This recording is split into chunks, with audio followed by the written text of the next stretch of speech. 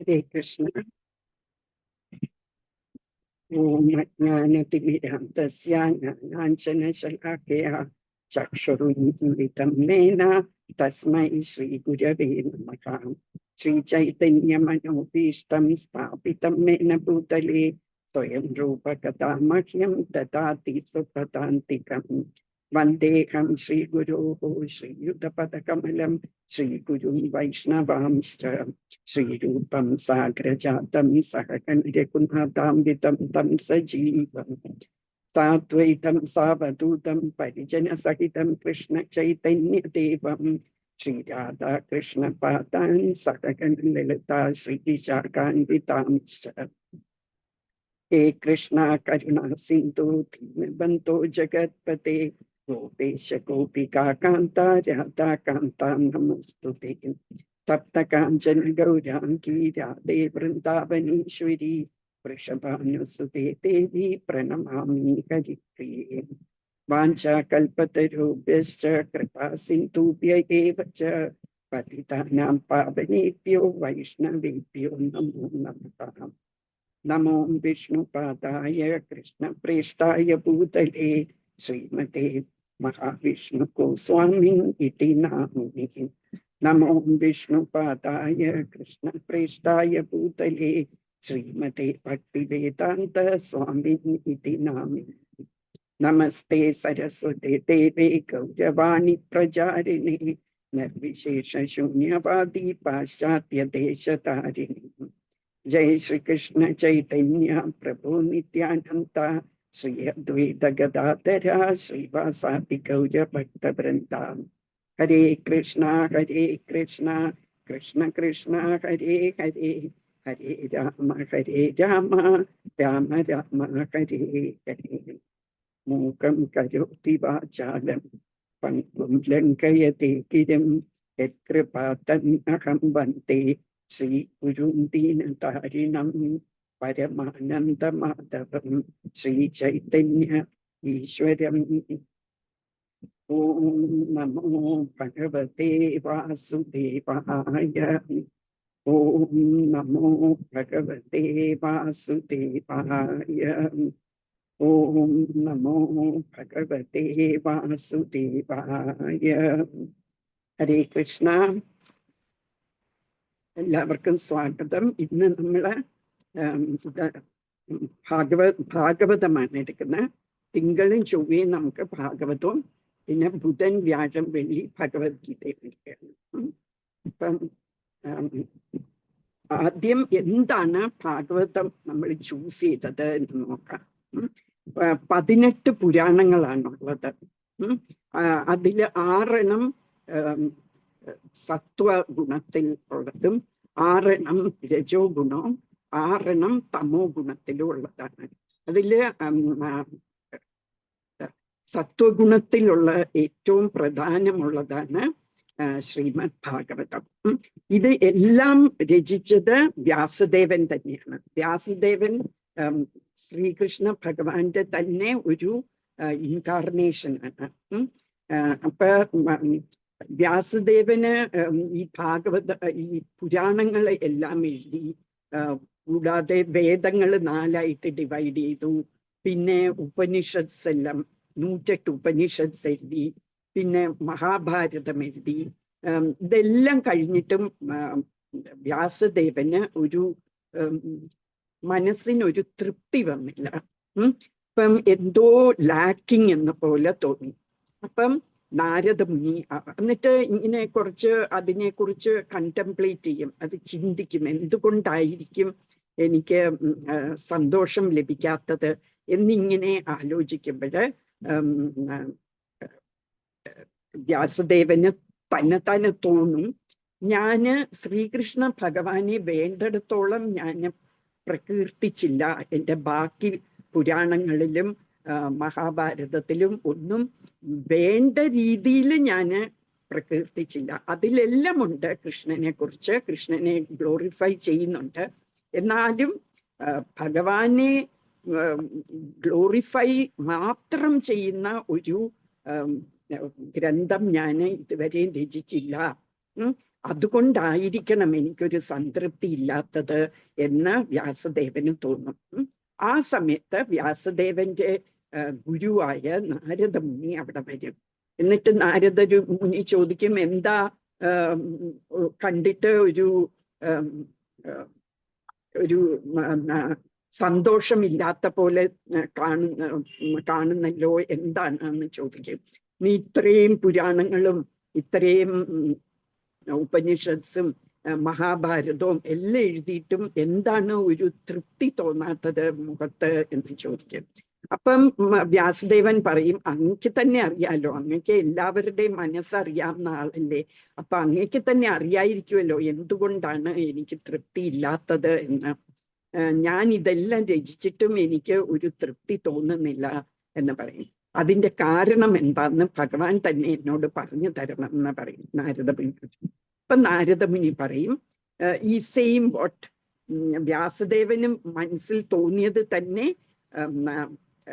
നാരദമുനി പറയും, നിനക്ക് സന്തോഷമില്ലാത്ത എന്തുകൊണ്ടാന്ന് വെച്ചാൽ ഭഗവാനെയും ഭഗവാന്റെ ഭക്തന്മാരെ വേണ്ടിടത്തോളം നീ ഗ്ലോറിഫൈ ചെയ്തില്ല.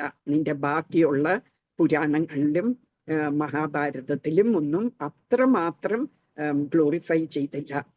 എന്നിട്ട് പറയും, ഏത് ലിറ്ററേച്ചറാണോ, ഏതൊരു ഗ്രന്ഥമാണോ ഭഗവാനെ കുറിച്ച് പറയാതെ ലോക കാര്യങ്ങളൊക്കെ പറയുന്ന ഏത് ഗ്രന്ഥമുണ്ടെങ്കിലും ആ ഗ്രന്ഥത്തിന്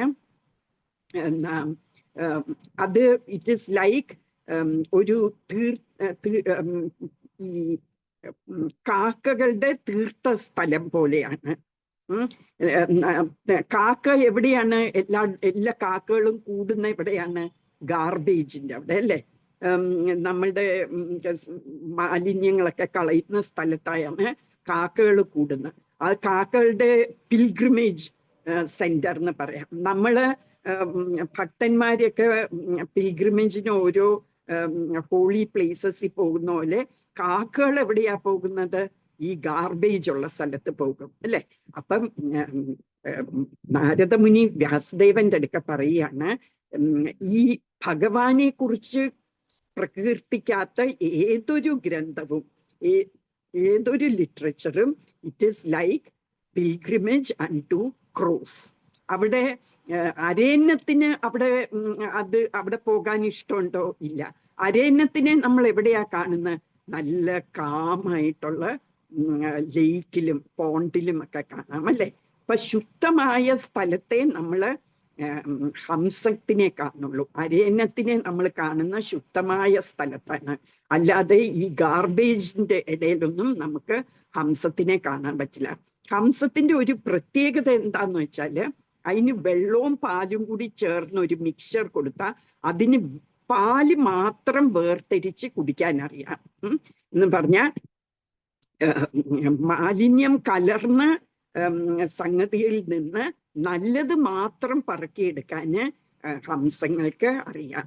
ഇത് ഹംസം എന്ന് നമ്മള് ഭക്തന്മാരെയും പറയും.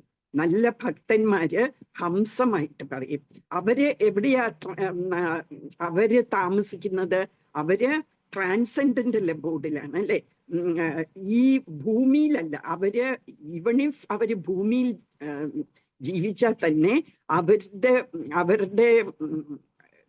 അവരുടെ മനോഗതി, അവരുടെ അവബോധം പരമ സ്പിരിച്വൽ വേൾഡിലായിരിക്കും. അങ്ങനത്തെ ഉള്ള ഹംസങ്ങള്, അവരെ ഹംസങ്ങൾ എന്ന് പറയും. അവർക്ക് ഈ ലിറ്ററേച്ചർ ഒന്നും അവർക്ക് ഒരു ഇൻട്രസ്റ്റും ഇല്ല. ഈ മെറ്റീരിയൽ ലിറ്ററേച്ചർ. എന്തൊക്കെയാ മെറ്റീരിയൽ ലിറ്ററേച്ചർ? നോവലുകള്, പിന്നെ ന്യൂസ് പേപ്പറുകള്, ഇതിൻ്റെ അകത്തൊക്കെ മെറ്റീരിയൽ തിങ്സ് മാത്രം അടങ്ങിയിരിക്കുന്ന അല്ലെ? അതിൽ ഒരു ഇൻട്രസ്റ്റും കാണില്ല ഭക്തന്മാർക്ക്. പിന്നെയോ അടുത്ത ശ്ലോകത്തില് പറയുന്നുണ്ട്, ഇത് 1:5-10 പറഞ്ഞത്, ഇങ്ങനത്തെ ലിറ്ററേച്ചർ, മെറ്റീരിയൽ കാര്യങ്ങളൊക്കെ പറയുന്ന ലിറ്ററേച്ചർ എല്ലാം കാക്കകളുടെ പിൽഗ്രിമേജ് സ്ഥലം പോലെയാണ് എന്ന് പറയും. എന്നിട്ട് 11ാമത്തെ ശ്ലോകത്തിൽ പറയുന്നുണ്ട്, ട്രാൻസെൻഡന്റൽ ലിറ്ററേച്ചർ ആണെങ്കിൽ എന്ന് പറഞ്ഞാൽ ഭഗവാനെ കുറിച്ച് പ്രകീർത്തിക്കുന്ന, ഗ്ലോറിഫൈ ചെയ്യുന്ന ലിറ്ററേച്ചർ ആണെങ്കിൽ അത് എങ്ങനത്തെ ആയിരിക്കും? അത് നല്ലോണം എഴുതിയിട്ടില്ലെങ്കിൽ പോലും ചിലപ്പോ ഇത്ര പണ്ഡിതന്മാരൊന്നും ആയിരിക്കില്ല നല്ലോണം രചിക്കാൻ.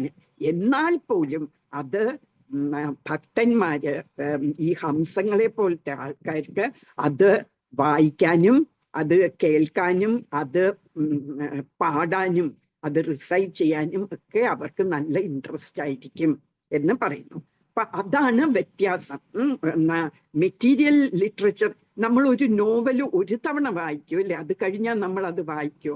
എന്നാൽ ഭാഗവതം പോലത്തെ ഭഗവാനെ കുറിച്ചുള്ള ഗ്രന്ഥങ്ങള് നമ്മൾ എത്ര വായിച്ചാലും അത് മതി വരില്ല. അത് വായിക്കും തോറും അതിന് നമ്മൾ കൂടുതൽ കൂടുതൽ രസം അത് ആസ്വദിക്കാൻ നമുക്ക് പറ്റും.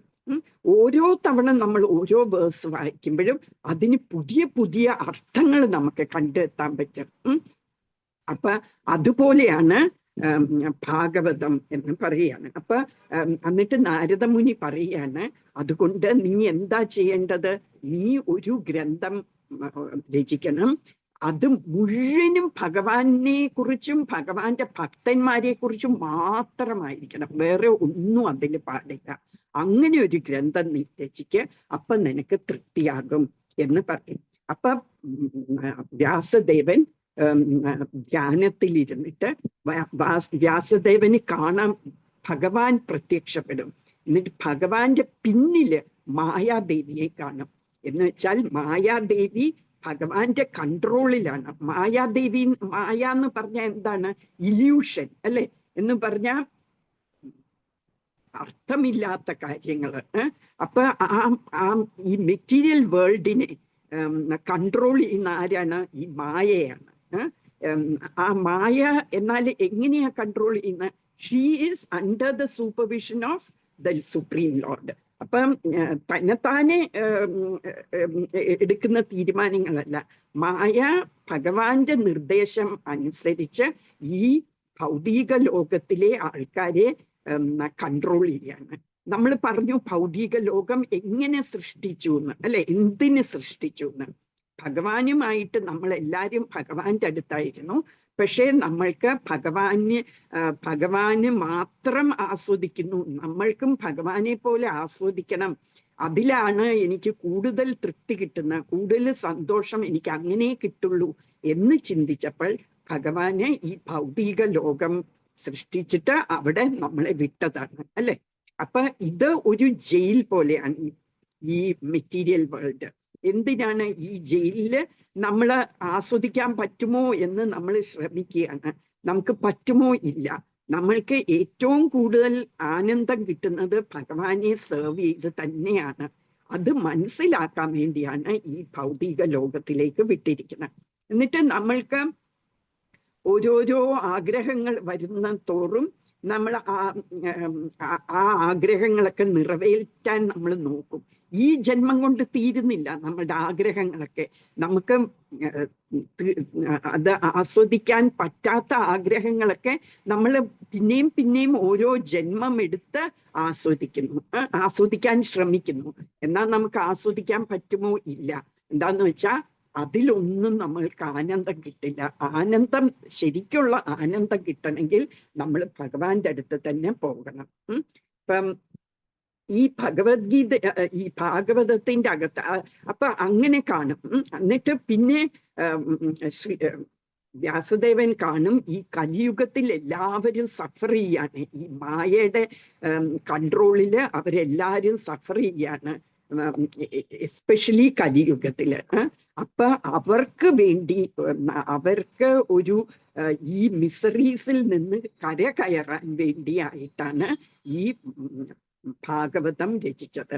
അപ്പം ബാക്കി എല്ലാം രചിച്ചു കഴിഞ്ഞ് അവസാനമാണ് ഭാഗവതം രചിച്ചത്. അപ്പം വ്യാസദേവന്റെ മെച്യൂരിറ്റി ആയി കഴിഞ്ഞിട്ടാണ് ഭാഗവതം രചിക്കുന്നത്, as per the instruction of Narada. അപ്പം ശരിക്കും ഈ ഭാഗവതത്തിലുള്ള എല്ലാം ഭഗവാന് ബ്രഹ്മാവിന് പറഞ്ഞു കൊടുത്തതാണ്. ഈ ഭാഗവതത്തിന്റെ അകത്ത് ഉൾപ്പെടുത്തിയിരിക്കുന്ന എല്ലാം കൃഷ്ണൻ ബ്രഹ്മാവിന് പറഞ്ഞതാണ്. എന്നിട്ട് ബ്രഹ്മാവിന്റെ അടുക്ക ഒരു തവണ നാരദൻ ചോദിക്കും, അങ്ങല്ലേ ഏറ്റവും വലിയ ആള്, ഈ ലോകത്തിലേക്ക് ഏറ്റവും വലുത് ബ്രഹ്മാവല്ലേ, ബ്രഹ്മാവല്ലേ എല്ലാം സൃഷ്ടിക്കുന്നത്, അപ്പൊ പിന്നെ എന്താണ് ഞാൻ നോക്കുമ്പോ എപ്പോഴും ബ്രഹ്മാവ് അങ്ങ് എപ്പോഴും ആരെയോ തപസ് ചെയ്യുന്ന പോലെ തോന്നുന്നല്ലോ, അതെന്താണ്, അങ്ങല്ലേ ഏറ്റവും വലിയ ക്രിയേറ്റർ എന്ന് ചോദിക്കും. അപ്പൊ ബ്രഹ്മാവ് പറയും, അല്ല, ഭഗവാനാണ്, ഭഗവാന് എന്നെക്കാട്ടിലും ടോപ്പ് മോസ്റ്റ് ആണ്, ആ ഭഗവാനാണ് ഈ ലോകങ്ങളൊക്കെ സൃഷ്ടിച്ചത്, ഞാൻ വെറും ഭഗവാന്റെ ഇച്ഛപ്രകാരം, ഭഗവാൻ ഒരു ഫുട് പ്രിന്റ് എനിക്ക് തന്നിട്ടുണ്ട്, ബ്ലൂ പ്രിന്റ് എന്ന് പറയും അല്ലെ, നമ്മൾ ഒരു വീട് പണിയുന്നതിന് മുമ്പ് നമ്മൾ ഒരു ബ്ലൂ പ്രിന്റ്, എങ്ങനെ വേണം, എവിടെ ഏതൊക്കെ റൂം വെക്കണം, അതിൻ്റെയൊക്കെ സൈസ് എത്രയാണ് എന്നൊക്കെ ഒരു ആർക്കിടെക്റ്റ് വരച്ച് നമുക്ക് തരും അല്ലെ, അത് പ്രകാരമാണ് നമ്മൾ ആ വീട് പണിയുന്നത്. അതുപോലെ ഒരു ബ്ലൂ പ്രിന്റ് എനിക്ക് തന്നു ഭഗവാൻ, എങ്ങനെ സൃഷ്ടിക്കണം എന്ന്, അത് അനുസരിച്ച് ഞാൻ സൃഷ്ടിക്കുന്നതാണ് ഈ ലോകം മുഴുവനും. അത് സെക്കൻഡറി ക്രിയേഷൻ എന്ന് പറയും.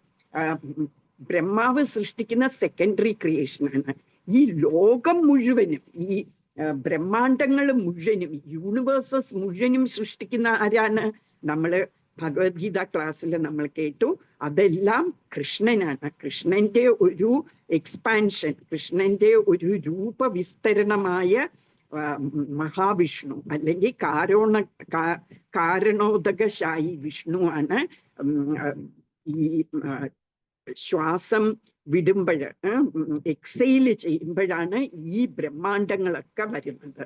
എന്നിട്ട് ഓരോ ബ്രഹ്മാണ്ടത്തിലും വേറെ ഈ മഹാവിഷ്ണുവിന്റെ തന്നെ വിസ്തരണമായ ഗർഭോദകശായി വിഷ്ണു ശയിക്കുന്നു ആ ഓരോ യൂണിവേഴ്സില്. എന്നിട്ട് ആ വിഷ്ണുവിന്റെ നാഭിയിൽ നിന്ന് ഒരു താമരപ്പൂ വരുന്നു, ആ താമരപ്പൂവിലാണ് ബ്രഹ്മാവ് ഉണ്ടാകുന്നത്. അപ്പൊ അത്രയും വരെയുമുള്ള സൃഷ്ടി മുഴുവനും ഭഗവാൻ കൃഷ്ണന്റെയാണ്. അത് കഴിഞ്ഞിട്ടുള്ളതാണ് ബ്രഹ്മാവ് ചെയ്യുന്നത്, അതും അക്കോർഡിംഗ് ടു കൃഷ്ണസ് ഇച്ഛസ്, വിഷ്. അപ്പൊ കൃഷ്ണന്റെ ഇച്ഛപ്രകാരമാണ് ബ്രഹ്മാവ് ബാക്കി സൃഷ്ടികളൊക്കെ ഉണ്ടാക്കുന്നത്. അത് നമ്മൾ പറഞ്ഞു അല്ലെ, എല്ലാ ജീവജാലങ്ങളെയും എല്ലാം ഉണ്ടാക്കി കഴിഞ്ഞിട്ട് ഇവരെയൊക്കെ കൺട്രോൾ ചെയ്യാൻ കുറെ ദേവന്മാരെയും സൃഷ്ടിച്ചു ബ്രഹ്മാവ്. അങ്ങനെയാണ് സെക്കൻഡറി ക്രിയേഷൻ ഉണ്ടാക്കുന്നത്. അപ്പൊ ബ്രഹ്മാവ് വന്നിട്ട് നാരദന്റെ അടുക്ക് ഇതെല്ലാം പറഞ്ഞിട്ട് ഈ ക്രിയേഷനെ കുറിച്ച് 4 ശ്ലോകങ്ങളാണ് ബ്രഹ്മാവ് നാരദ മുനിയുടെ അടുക്ക പറഞ്ഞു കൊടുക്കുന്നത്. നാരദ മുനി അത് വ്യാസദേവന്റെ അടുക്ക പറയും ഈ 4 ശ്ലോകങ്ങള്. അപ്പം ഒരു സംക്ഷിപ്തമായിട്ട് ഈ ഭാഗവതം എന്തായിരിക്കണം അതിൻ്റെ അകത്തുള്ളത് എന്നുള്ളത് നാരദ മുനി വ്യാസദേവന്റെ അടുക്ക പറഞ്ഞു കൊടുക്കുന്നു. അപ്പൊ originally it has come from Krishna. കൃഷ്ണന്റെ അടുക്കുന്ന് ബ്രഹ്മാവ് മനസ്സിലാക്കി, ബ്രഹ്മാവ് അത് നാരദന് പാസ് ചെയ്തു. എന്നിട്ട് ബ്രഹ്മാവ് പറയും, നീ ഇത് എക്സ്പാൻഡ് ചെയ്ത് ആൾക്കാർക്ക് മനസ്സിലാകുന്ന രീതിയിൽ നീ അത് എക്സ്പാൻഡ് ചെയ്തിട്ട് അത് പ്രചരിപ്പിക്കണം എന്ന് പറയും. അത് തന്നെ നാരദൻ വ്യാസദേവന്റെ അടുക്കല് ഒരു കഥാരൂപത്തിലൊക്കെ പറയുന്നു. നാരദന്റെ കഴിഞ്ഞ ജന്മത്തെ കുറിച്ചൊക്കെ വ്യാസദേവന്റെ അടുക്ക പറഞ്ഞ് എന്നിട്ട് ഈ ഭാഗവതം നീ രചിക്കുക എന്ന് പറയുന്നു. എനിക്ക് എല്ലാ നോളജും ഉണ്ടല്ലോ, വേദങ്ങളും എല്ലാം അറിയാം, അതെല്ലാം സൃഷ്ടിച്ച നീ തന്നെയാണ്. അപ്പം നീ ഇനി നിന്റെ നോളജൊക്കെ യൂസ് ചെയ്തിട്ട് നീ ഭഗവാനെ പ്രകീർത്തിച്ചുകൊണ്ട്, ഇതെല്ലാം ക്രിയേറ്റ് ചെയ്തത് ഭഗവാനാണ്, അപ്പൊ ഭഗവാനെ നീ ഗ്ലോറിഫൈ ചെയ്ത് ഒരു ഗ്രന്ഥം ഉണ്ടാക്കാൻ പറയുന്നു. അതാണ് ശ്രീമദ് ഭാഗവതം. അപ്പം ഇത് ഡിസിപ്ലിക് സക്സഷൻ ആയിട്ട് കൃഷ്ണ ഭഗവാനിൽ നിന്ന് ബ്രഹ്മാവ് മനസ്സിലാക്കുന്നു, ബ്രഹ്മാവിൽ നിന്ന് നാരദമുനി, നാരദമുനിയിൽ നിന്ന് വ്യാസദേവൻ, എന്നിട്ട് വ്യാസദേവൻ ഇത് ശ്രീമദ് ഭാഗവതം എന്ന് പറഞ്ഞ് ഗ്രന്ഥം രചിക്കുന്നു. എന്നിട്ട് അത് ആരെ പറഞ്ഞു കൊടുക്കുന്നു? അത് സ്വന്തം മകനായ ശുകദേവ് ഗോസ്വാമിക്ക് കൈമാറുന്നു. എന്നിട്ട് ശുകദേവ് ഗോസ്വാമി, ഹരേ കൃഷ്ണ, ഹരേ കൃഷ്ണ. പറയൂ മാതാജി. ഭാഗവത രചനയെ കുറിച്ച് ഭഗവാൻ എന്താണ് പറയുന്നത് നാരദരോട്, അല്ല ബ്രഹ്മാവിനോട്? ഭാഗവത രചനയുടെ ഇതല്ലേ ഇപ്പം പറയുന്നേ? അതെ, എന്ന് വെച്ചാൽ ഭാഗവതത്തിന്റെ അകത്ത് ഉള്ളത് സംക്ഷിപ്തമായിട്ട് ഭഗവാൻ നാരദ മുനിയോട് പറയാണ്. അത് 4 ശ്ലോകങ്ങൾ. ആ 4 ശ്ലോകങ്ങളെ വിളിക്കുന്ന ചതുർ ഭാഗവതം എന്നാണ്. ചതുർ ശ്ലോകി ഭാഗവതം എന്ന് പറഞ്ഞാൽ ആ ഭാഗവതം മുഴുവനും ആ 4 ശ്ലോകത്തിൽ കണ്ടെയ്ൻ ചെയ്തിട്ടുണ്ട്. അത് 29:33 to 36 ആണ്, 35 ആണ്, 33, 34, 35, 36. അപ്പം 29 2ാമത്തെ സ്കന്ധത്തിൽ 9ാമത്തെ അധ്യായത്തിൽ 33ാമത്തെ ശ്ലോകം തൊട്ട് 36ാമത്തെ ശ്ലോകം വരെ ഉള്ളതാണ് ബ്രഹ്മാവ് ഒടുക്കം നാരദനോട് പറഞ്ഞു കൊടുക്കുന്നത്. അതാണ് ചതുർശ്ലോകി ഭാഗവതം. ഇത് തന്നെയാണ് ഭഗവാൻ നാരദ മുനിയോട് പറഞ്ഞ, may be not in the same words, പക്ഷെ ഇതാണ് അതിൻ്റെ അകത്ത് പറയുന്നത്. എന്താണെന്ന് വെച്ചാൽ ഞാനാണ് എല്ലാത്തിൻ്റെയും സൃഷ്ടി. ഈ സൃഷ്ടിയെല്ലാം സൃഷ്ടിക്കുന്നതിന് മുമ്പ് ഞാൻ മാത്രമേ ഉണ്ടായിരുന്നുള്ളൂ. അത് കഴിഞ്ഞിട്ട് ഈ സൃഷ്ടി ഞാൻ ഉണ്ടാക്കി. എന്നിട്ട് ആ സൃഷ്ടി ഡിറ്റീരിയേറ്റ്, അത് എന്താ പറയുക,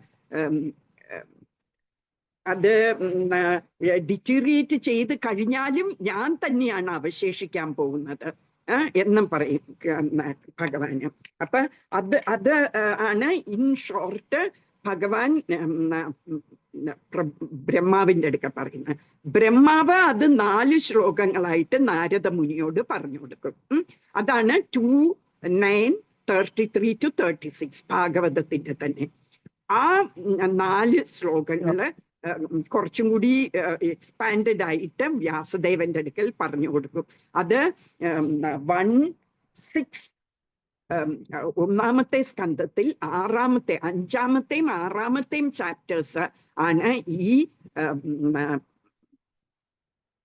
നാരദ മുനിയും വ്യാസദേവനും തമ്മിലുള്ള സംഭാഷണം.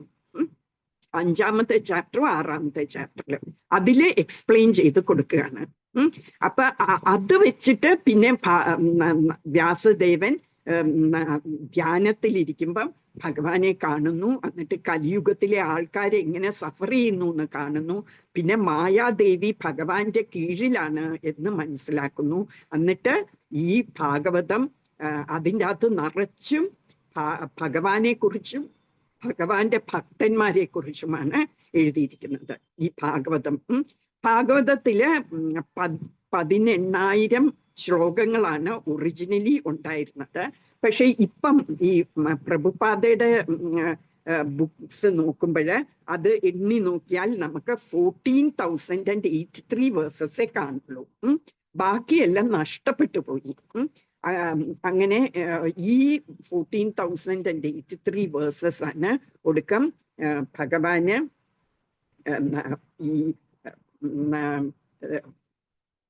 വ്യാസദേവൻ ശുകദേവ് ഗോസ്വാമിയോട് പറയുന്നത്. എന്നിട്ട് ശുകദേവ് ഗോസ്വാമി അത് പരീക്ഷിത് മഹാരാജനോട് പറഞ്ഞു കൊടുക്കും. അത് എങ്ങനെയാന്ന് വെച്ചാൽ, പരീക്ഷിത് മഹാരാജ് എന്ന് പറഞ്ഞാല് പാണ്ഡവര് ഇല്ലേ, അതിൽ അർജുനന്റെ മകനായ അഭിമന്യുയുടെ മകനാണ് പരീക്ഷിത് മഹാരാജ്. ഈ മഹാഭാരത വോറില് എല്ലാവരും മരിക്കുന്നു. ദ്രൗപദിയുടെ 5 മക്കള് എല്ലാരും മരിക്കും. അശ്വത്ഥാമ അവരെ എല്ലാം കൊല്ലുന്നു. അപ്പൊ പിന്നെ ഈ പാണ്ഡവരുടെ കാലം കഴിഞ്ഞാൽ ഈ ഹസ്തിനപുരം, ഈ രാജ്യം ഏറ്റെടുക്കാൻ ഒരു അനന്തരാവകാശി അല്ലെ, ഒരു എയർ ഇല്ലാതാവുന്നു. അപ്പൊ പക്ഷേല് അഭിമന്യു മരിക്കും. അഭിമന്യു എന്ന് പറയുന്ന അർജുനന് സുഭദ്രയിലുണ്ടാകുന്ന മകനാണ് അഭിമന്യു. സുഭദ്ര എന്ന് പറയുന്ന ആരാണ്? കൃഷ്ണന്റെ സിസ്റ്ററാണ് അല്ലെ. അപ്പൊ അർജുനൻ സുഭദ്രയെ കല്യാണം കഴിക്കുന്നുണ്ട്, ദ്രൗപദി കൂടാതെ. ആ സുഭദ്രയിൽ ഉണ്ടാകുന്ന മകനാണ് അഭിമന്യു. അപ്പൊ ആ അഭിമന്യു മരിക്കുന്നു. മഹാഭാരത വോറില് അഭിമന്യു മരിക്കുന്നുണ്ട്. പക്ഷെ അഭിമന്യുയുടെ മകൻ, അപ്പം ഉത്തരയാണ് അഭിമന്യുയുടെ ഭാര്യ. ഉത്തരയുടെ വയറ്റില് ഒരു കുഞ്ഞ് ഉണ്ടാവും. ആ സമയത്ത് ഒരു കുഞ്ഞുണ്ട് വയറ്റില്. അതാണ് പരീക്ഷിത്ത്. പക്ഷെ അശ്വത്ഥാമ എന്ത് ചെയ്തു? ഈ കുലത്തിനെ മുഴുവൻ നശിപ്പിക്കണം എന്നുള്ള ഉദ്ദേശത്തിലാണ്, പാണ്ഡവരെ കൊല്ലാൻ എന്നുള്ള ഉദ്ദേശത്തിലാണ് വോറെല്ലാം കഴിഞ്ഞിട്ടും അന്ന് രാത്രിയില് ഈ പാണ്ഡവരുടെ ഇവിടെ ചെന്ന് എന്താ ക്യാമ്പിൽ ചെന്ന് ഉറങ്ങിക്കിടക്കുന്ന 5 പേരിങ്ങനെ ഉറങ്ങിക്കിടക്കുന്ന കണ്ടത് അത് പാണ്ഡവന്മാരാണ് എന്ന് വിചാരിച്ച് കൊല്ലും. പക്ഷെ അത് ദ്രൗപദിയുടെ മക്കളായിരുന്നു.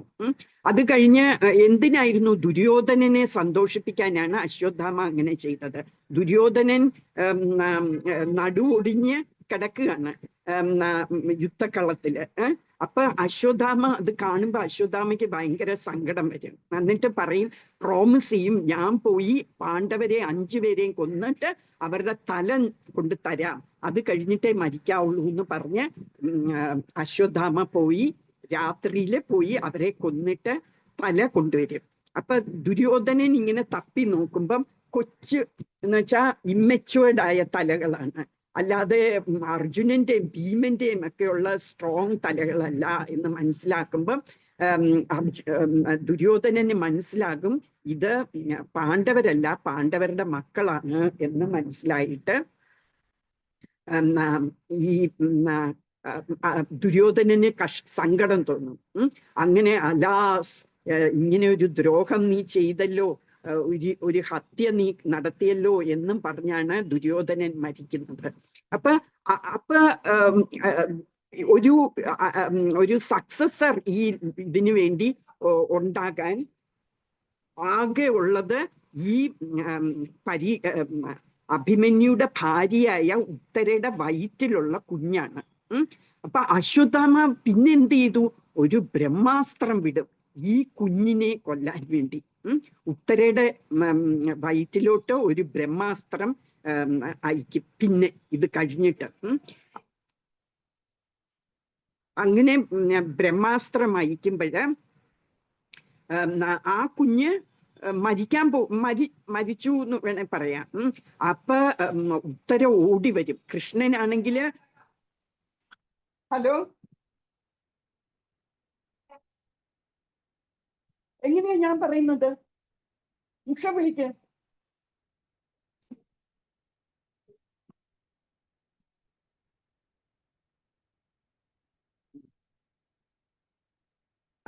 അപ്പൊ വന്നു കഴിയുമ്പോ പറയാം.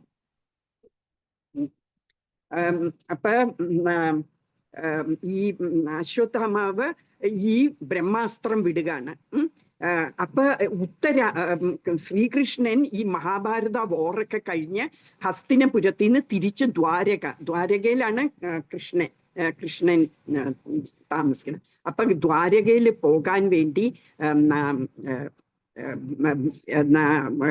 കൃഷ്ണൻ രഥത്തിൽ കയറാൻ നേരത്ത് ഉത്തര ഓടി വന്നിട്ട് പറയും, പാഹി പാഹി മഹായോഗിൻ ദേവദേവ ജഗത്പദേ, എൻ്റെ വയറ്റിലിരിക്കുന്ന കുഞ്ഞിനെ രക്ഷിക്കണേ, എന്നെ കൊന്നാലും സാരമില്ല, എൻ്റെ കുഞ്ഞിനെ രക്ഷിക്കണം എന്ന് കൃഷ്ണന്റെ അടുക്ക പറയും. അപ്പൊ കൃഷ്ണൻ എന്ത് ചെയ്യും? കൃഷ്ണന് ഒരു തമ്പിന്റെ അത്രയും സൈസായി കൃഷ്ണൻ ഉത്തരയുടെ വയറ്റില് കയറിയിട്ട് ഈ കുഞ്ഞിനെ പ്രൊട്ടക്റ്റ് ചെയ്യും.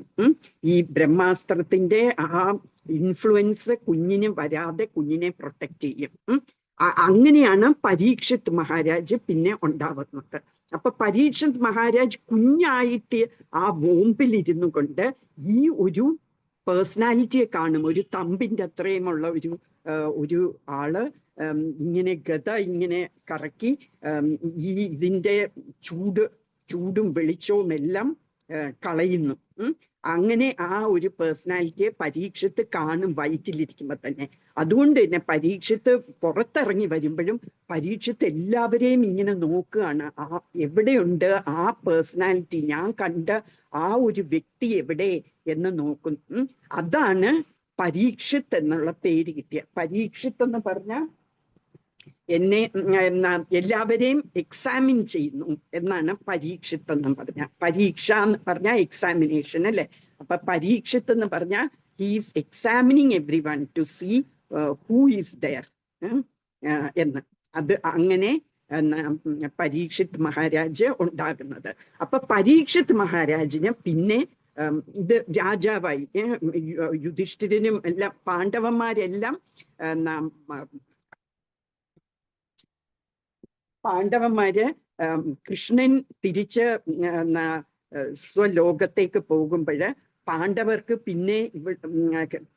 പിന്നെ റൂള് ചെയ്യാൻ ഇൻട്രസ്റ്റ് ഇല്ലാതെ അവര് വനത്തിലോട്ട് പോകും. അവർക്ക് സ്വർഗാരോപണത്തിന് വേണ്ടി അവര്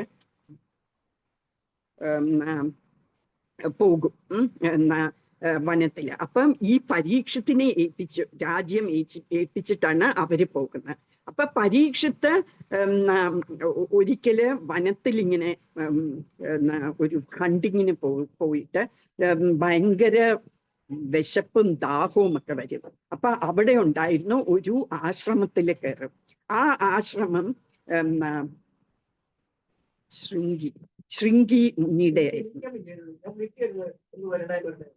ഇപ്പൊ ശൃംഗിയുടെ അടുക്കല് ഈ ചെല്ലുമ്പം ആ മുനി ഇങ്ങനെ തപസ്സിരിക്കുകയായിരുന്നു. സമീചി മഹർഷി മാതാജി, ശൃംഗി മോൻ. ആ ശൃംഗി മോൻ.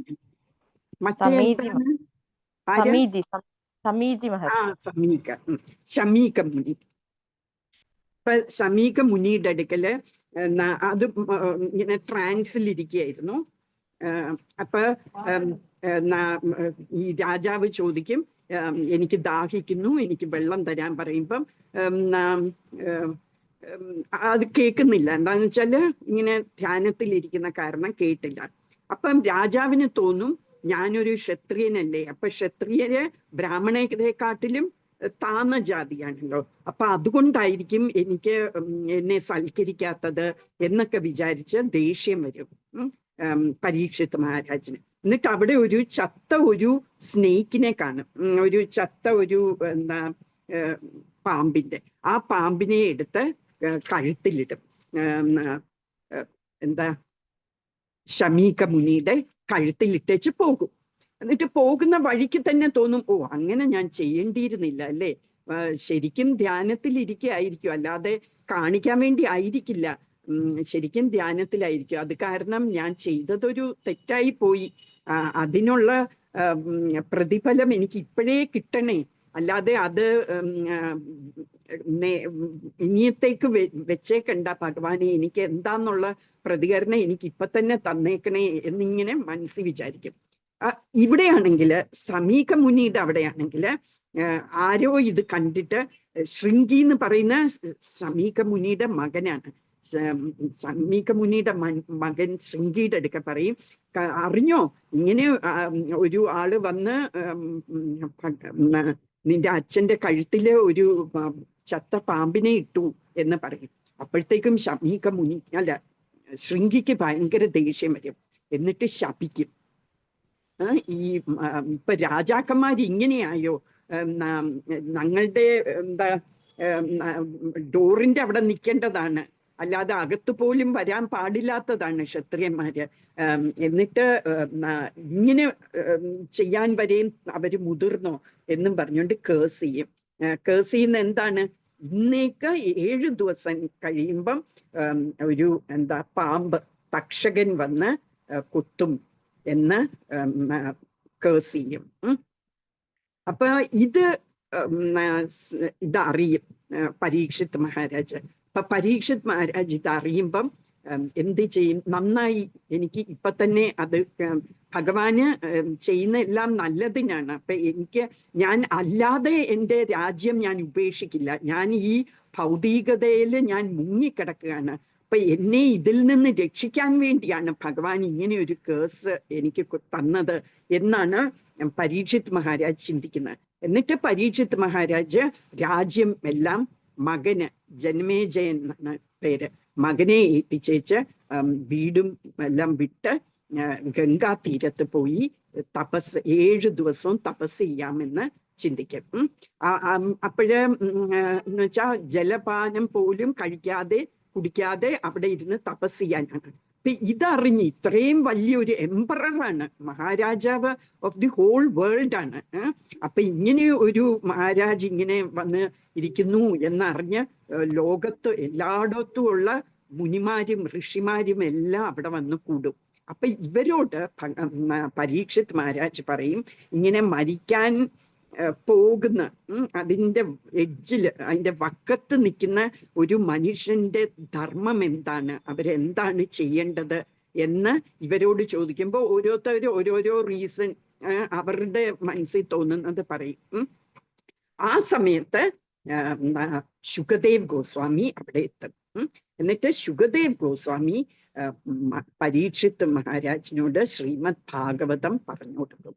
അങ്ങനെയാണ് ശ്രീമദ് ഭാഗവതം പരീക്ഷിത് മഹാരാജിന് പറയുന്നത്. എന്നിട്ട് ഈ നമ്മൾ വായിക്കുന്ന ശ്രീമദ് ഭാഗവതം എന്ന് പറയുന്ന ശരിക്കും നൈമിഷാരണ്യ എന്ന് പറഞ്ഞ വനത്തില് കുറേ സേജസ് കൂടിയിട്ട് അവര് ഒരു 1000 കൊല്ലത്തെ ഒരു യജ്ഞം ചെയ്യാമെന്ന് തീരുമാനിച്ചു. കലികാലം വന്നുകൊണ്ട് എല്ലാ മനുഷ്യരുടെ നന്മയ്ക്കും വേണ്ടി അവര് ഒരു യജ്ഞം ചെയ്യാമെന്ന് തീരുമാനിക്കുന്നു. ഒരു 1000 വർഷം ഉള്ള നീണ്ടു നിൽക്കുന്ന ഒരു യജ്ഞമാണ് ചെയ്യാൻ എന്ന് വിചാരിക്കുന്നത്. അങ്ങനെ അവര് ചെയ്യുമ്പം അവിടെ സൂത ഗോസ്വാമി, ശുകദേവ് ഗോസ്വാമിയാണ് പരീക്ഷത്തിന് പറഞ്ഞു കൊടുത്ത്, അവിടെ സൂത ഗോസ്വാമി എന്ന് പറയുന്ന ഒരു മുനി അവിടെ എത്തും. അവിടെ എത്തുമ്പോഴ് അവരെ വ്യാസാസനത്തിൽ ഇരുത്തി എന്ന് പറഞ്ഞാൽ ഒരു എലിവേറ്റഡ് ഒരു സീറ്റിലിരുത്തി ഞങ്ങൾക്ക് പറഞ്ഞു തരൂ എന്ന് പറഞ്ഞ് അവർ 6 ചോദ്യങ്ങൾ ചോദിക്കും. അത് നമ്മൾക്ക് ഇനി ഭാഗവതം ഡീറ്റെയിൽഡ് ആയിട്ട് പോകുമ്പം ഈ 6 ചോദ്യങ്ങൾ എന്താന്ന് ചോദിക്കാൻ മനസ്സിലാക്കും. അപ്പൊ അതിൻ്റെ അകത്ത് പറയുന്നത് നമ്മള് എന്താണ് ഈ കലിയുഗത്തിൽ ആൾക്കാർക്ക് എല്ലാ വേദങ്ങളും ഉപനിഷത്തുകളും എല്ലാം പഠിക്കാൻ അവർക്ക് സൗകര്യമില്ലാത്തത് അത് ായിട്ട് അതിന്റെ എസെൻസ് എന്താണ് എന്ന് പറഞ്ഞു തരാമോ എന്ന് ചോദിക്കുമ്പോൾ സൂത ഗോസ്വാമി പറയും, ശുകദേവ് ഗോസ്വാമി പരീക്ഷിത് മഹാരാജിന്റെ അടുക്കൽ അതിന്റെ ആ സംക്ഷിപ്തമായിട്ട് ഈ എല്ലാ ഗ്രന്ഥങ്ങളുടെ എല്ലാ സ്ക്രിപ്റ്റേഴ്സിന്റെയും സംക്ഷിപ്തമായിട്ട് പറഞ്ഞു കൊടുത്ത് ശ്രീമദ് ഭാഗവതം ഞാൻ നിങ്ങൾക്ക് പറഞ്ഞു തരാം എന്ന് പറഞ്ഞ്, അപ്പം നമ്മൾ ഭഗവത്ഗീതയിൽ 2 നെസ്റ്റഡ് കോൺവെർസേഷൻ ആണെന്ന് നമ്മൾ പറഞ്ഞു. ഒന്ന് ധൃതരാഷ്ട്രടുക്ക സഞ്ജയൻ പറയുന്ന അകത്തുള്ള കോൺവെർസേഷൻ കൃഷ്ണൻ അർജുനന്റെ അടുത്ത് പറയുന്നത്. അതുപോലെ തന്നെ ഇത് സൂത ഗോസ്വാമി നൈമിഷാരണ്യയിലെ സേജസ്, അതായത് സേജസിന്റെ അടുക്ക പറയുന്നത് എന്താണ് ശുകദേവ് ഗോസ്വാമി പരീക്ഷിത് മഹാരാജിന്റെ അടുക്ക പറഞ്ഞു കൊടുക്കുന്നതാണ്. ഇനി ഇതിൻ്റെ അകത്ത് പരീക്ഷിത് മഹാരാജ് കുറെ ക്വസ്റ്റ്യൻസ് ഒക്കെ ഇടയ്ക്കിടയ്ക്ക് ചോദിക്കുന്നുണ്ട്. അപ്പം ശുകദേവ് ഗോസ്വാമി പിന്നെയും വേറെ കോൺവെർസേഷൻസ് റെഫർ ചെയ്യുന്നുണ്ട്. ലൈക്ക് വിതുരര് മൈത്രേയ മുനിയുടെ അടുക്കൽ കുറെ ക്വസ്റ്റ്യൻസ് ചോദിക്കുന്നുണ്ട്. അപ്പൊ അതിന്റെ ഉത്തരങ്ങള് ഇതെല്ലാം ശുകദേവ് ഗോസ്വാമി പരീക്ഷത്തിന്റെ അടുക്ക് റെഫറും ചെയ്യുന്നുണ്ട്. അങ്ങനെ കുറെ nested conversation one after another ഈ ഭാഗവതത്തിന്റെ അകത്തുണ്ട്. അപ്പൊ ഇത് എല്ലാം ഈ ഭഗവാന്റെ ഭക്തന്മാരുടെയും ഓരോ ലീലകളെ കുറിച്ചാണ് പറയുന്നത്. അപ്പൊ ഇതാണ് ബാക്ക്ഗ്രൗണ്ട്, എങ്ങനെ ഈ ഭാഗവതം നമ്മളിൽ വന്നു എന്നുള്ളത്. ഇനി ഇത് മാത്രമല്ല, ശരിക്കും കുമാരന്മാരോട് അനന്തശേഷൻ പറഞ്ഞു കൊടുക്കുന്നുണ്ട് ശ്രീമദ് ഭാഗവതം തന്നെ. അങ്ങനെ നമ്മൾക്ക് പല പല ഇൻസ്റ്റൻസസിൽ ഓരോരുത്തവര് പറയുന്നുണ്ട്. അത് ഈ നമ്മൾ ആക്കുന്ന ഭാഗവതം എന്ന് പറയുന്നത് ശുകദേവ് ഗോസ്വാമി പരീക്ഷത്തിന് പറഞ്ഞു കൊടുത്തത് കേട്ട് കുറെ ഋഷിമാരൊക്കെ അവിടെ വന്നു എന്ന് പറഞ്ഞില്ലേ, അതില് സൂത ഗോസ്വാമിയും ഉണ്ടായിരുന്നു. അപ്പൊ സൂത ഗോസ്വാമി അത് കേട്ടിട്ട് അത് പിന്നെയും വിവരിച്ചു കൊടുക്കുകയാണ് ഈ നൈമിഷാരണ്യയിലെ ഋഷിമാർക്ക്. ഈ ഭാഗവതം കേട്ടിട്ട് ഒടുക്കം പരീക്ഷിത് മഹാരാജ് 7 ദിവസം കൊണ്ട് ഇത് മുഴുവൻ ശ്രവിച്ചു. 7 ദിവസം കൊണ്ട് ശുകദേവ് ഗോസ്വാമി ഇതെല്ലാം പറഞ്ഞു. എന്നിട്ട് ഒടുക്കം ഈ 7 ദിവസം കഴിയുമ്പോൾ പരീക്ഷിത് മഹാരാജിനെ ആ തക്ഷകൻ വന്ന് ബൈറ്റ് ചെയ്യും, എന്നിട്ട് ഈ ലോകം വിടുകയും ചെയ്യും. അപ്പൊ ഈ both the speaker and the hearer രണ്ടുപേരും ലിബറേറ്റഡ് ആകും ഈ ഭാഗവതം കൊണ്ട്. അപ്പം ഇത് ഏറ്റവും നല്ലതാണ് നമുക്ക് ലിബറേഷൻ കിട്ടാന് എന്നാണ് പറയുന്നത്. ഇപ്പൊ ഭാഗവതത്തിൽ തന്നെ 1-ാമത്തെ സ്കന്ധത്തിൽ 1-ാമത്തെ അധ്യായത്തിൽ 2-ാമത്തെ ശ്ലോകത്തിൽ പറയുന്നുണ്ട് ശ്രീമദ് ഭാഗവതം ഗുണം. അത് പറയുന്നത് എന്താന്ന് വെച്ചാൽ ശ്രീമദ് ഭാഗവതേ മഹാമുനി കൃതേ കിം വാ പരേരീശ്വരഃ സദ്യോ ഹൃദ്യവരുത്തതേത്ര കൃതിഭിഃ ശുശ്രൂഷുഭിസ്തക്ഷണാത്. ഈ ശ്രീമദ് ഭാഗവതം എന്ന് പറയുന്നത് ഈ മഹാമുനി കൃതേ, വ്യാസദേവനായ മഹാമുനി രചിച്ചതാണ്. In his maturity. ബാക്കി എല്ലാം ഉണ്ടാക്കി കഴിഞ്ഞിട്ട് ലാസ്റ്റിൽ രചിച്ചതാണ് ശ്രീമദ് ഭാഗവതം. അത് കിം വാ പരേർ ഈശ്വരഃ, ഈശ്വരനെ കുറിച്ച് അറിയാൻ വേണ്ടി വേറെ ഏത് ഗ്രന്ഥത്തിന്റെ ആവശ്യമുണ്ട് എന്ന് ചോദിക്കുകയാണ്. എന്നുവെച്ചാൽ ഇത് കംപ്ലീറ്റ് നമുക്ക് ഭഗവാനെ മനസ്സിലാക്കാനുള്ളതും മുഴുവനും ഈ ഭാഗവതത്തിലുണ്ട്. നമുക്ക് വേറെ ഒരു ഗ്രന്ഥങ്ങളും നമ്മൾ റെഫർ ചെയ്യേണ്ട ആവശ്യമില്ല എന്ന് പറയാണ്. എന്നിട്ട് എങ്ങനെ ഇത് ശ്രവിക്കണം എന്നും പറഞ്ഞു തരുന്നു. എങ്ങനെയാണ് ശ്രവിക്കേണ്ടത്? സദ്യോ ഹൃദ്യ അവരുത്തതേത്ര കൃതിഭിഹി. നമ്മൾ ഇത് കേട്ടാല് നമ്മൾ അറ്റൻറ്റീവായിട്ടും സബ്മിസീവായിട്ടും നമ്മൾ നല്ലോണം അറ്റൻഷനോടെ കേൾക്കണം. ഭയങ്കര കോൺസെൻട്രേഷനോടെ നമ്മൾ കേൾക്കുകയും വേണം. പിന്നെ സബ്മിസീവായിട്ട് നമുക്ക് ഇതാണോ, ഇതൊക്കെ എനിക്ക് അറിയാവുന്ന കഥകളാണ് എന്നും അങ്ങനെ അല്ലായിരിക്കണം നമ്മുടെ ആറ്റിറ്റ്യൂഡ്. നമ്മൾ അത് ഭഗവാനെ കുറിച്ച് അറിയേണ്ടതാണ്. എനിക്ക് ഈ കഥ ഞാൻ നേരത്തെ കേട്ടിട്ടുള്ളതാണെങ്കിലും ഇതിൽ നിന്ന് എനിക്ക് ഒരു ഇത്തിരി അംശം നോളജെങ്കിലും എനിക്ക് കൂടുതൽ കിട്ടും. എനിക്ക് ഇതുവഴി എനിക്ക് കൃഷ്ണന്റെ അടുത്തോട്ട് കൂടുതൽ we can go closer to Krishna എന്നുള്ള ഒരു സബ്മിസീവ് ആറ്റിറ്റ്യൂഡ്. സബ്മിസീവ് എന്ന് പറഞ്ഞാൽ മലയാളത്തില് നമ്മള് എന്താണ് സബ്മിസീവ് എന്ന് പറഞ്ഞാല് ഒരു വിനയത്തോടെ നമ്മൾ അത് കേൾക്കണം. അങ്ങനെ ആകുമ്പോൾ ഭഗവാന് ഈ ഒരു സിസ്റ്റത്തിൽ നമ്മൾ കേട്ടോണ്ടിരിക്കുകയാണെങ്കിൽ, ഭാഗവതം നമ്മൾ ശ്രവിച്ചുകൊണ്ടിരിക്കുകയാണെങ്കിൽ നമ്മൾക്ക് അധികം താമസിക്കാതെ ഭഗവാൻ നമ്മളുടെ ഹൃദയത്തിൽ കുടികൊള്ളും എന്നാണ് ഈ ഭാഗവതത്തിലെ തന്നെ 2-ാമത്തെ വേഴ്സ് പറയുന്നത്. പിന്നെ ഈ മുനിമാര് ചോദിക്കുന്നുണ്ട്, ഈ കൃഷ്ണൻ തിരിച്ച് ധാമത്തിൽ പോയല്ലോ, സ്വന്തം എബോർഡിൽ പോയപ്പോഴ് പിന്നെ ആരുണ്ട് ഇവിടുത്തെ ധർമ്മമൊക്കെ സംരക്ഷിക്കാൻ എന്ന് ചോദിക്കുന്നു. അതിന് സൂത ഗോസ്വാമി പറയാണ് 1343 1-ാമത്തെ സ്കന്ധത്തിൽ 3-ാമത്തെ ചാപ്റ്ററില് 43-ാമത്തെ വേഴ്സിൽ പറയാണ്, കൃഷ്ണേ ദാമോപഗതേ, കൃഷ്ണൻ സ്വന്തം ധാമത്തിൽ തിരിച്ചു പോയപ്പോൾ ധർമ്മജ്ഞാനാദിപി സഹ എന്ന് പറഞ്ഞാൽ ധർമ്മവും ജ്ഞാനവും എല്ലാം എടുത്തോണ്ടാണ് പോയത് കൃഷ്ണൻ. അപ്പം കലൗ നഷ്ടദൃശം ഏഷ, ഈ കലിയുഗത്തിൽ ശരിക്കുള്ള ദൃഷ്ടി എന്ന് പറഞ്ഞാൽ നമ്മൾക്ക് ശരിക്ക് എന്താണ് നല്ലത് എന്താണ് ചീത്ത എന്നുള്ള ഒരു ദൃഷ്ടിയില്ല അല്ലെ. നമ്മൾക്ക് അങ്ങനെ നമ്മളുടെ നല്ല വിഷൻ നശിച്ചു പോയിട്ടുള്ള നഷ്ടദൃശോ യേശ, അങ്ങനെയുള്ള ആൾക്കാർക്ക് കലിയുഗത്തിൽ അവരുടെ ശരിക്കുള്ള ദൃഷ്ടി നശിച്ചു പോയ ആൾക്കാർക്ക് എന്താണ് പുരാണാർക്കോദുനോദിത എന്ന് പറഞ്ഞാൽ പുരാണമാകുന്ന സൂര്യൻ. അർക്കൻ എന്ന് പറഞ്ഞാൽ സൂര്യൻ എന്നാണ്. അപ്പം അർക്കൻ പുരാണാർക്കോ, ഈ സൂര്യൻ അധുനോദിത എന്ന് പറഞ്ഞാൽ സൂര്യൻ ഉദിച്ചു എന്ന്. അപ്പം ഭഗവാൻ തിരിച്ചു പോയപ്പോഴ് ഭഗവാൻ തന്നെ ഒരു ഗ്രന്ഥരൂപത്തിൽ അവതരിച്ചതാണ് ശ്രീമദ് ഭാഗവതം.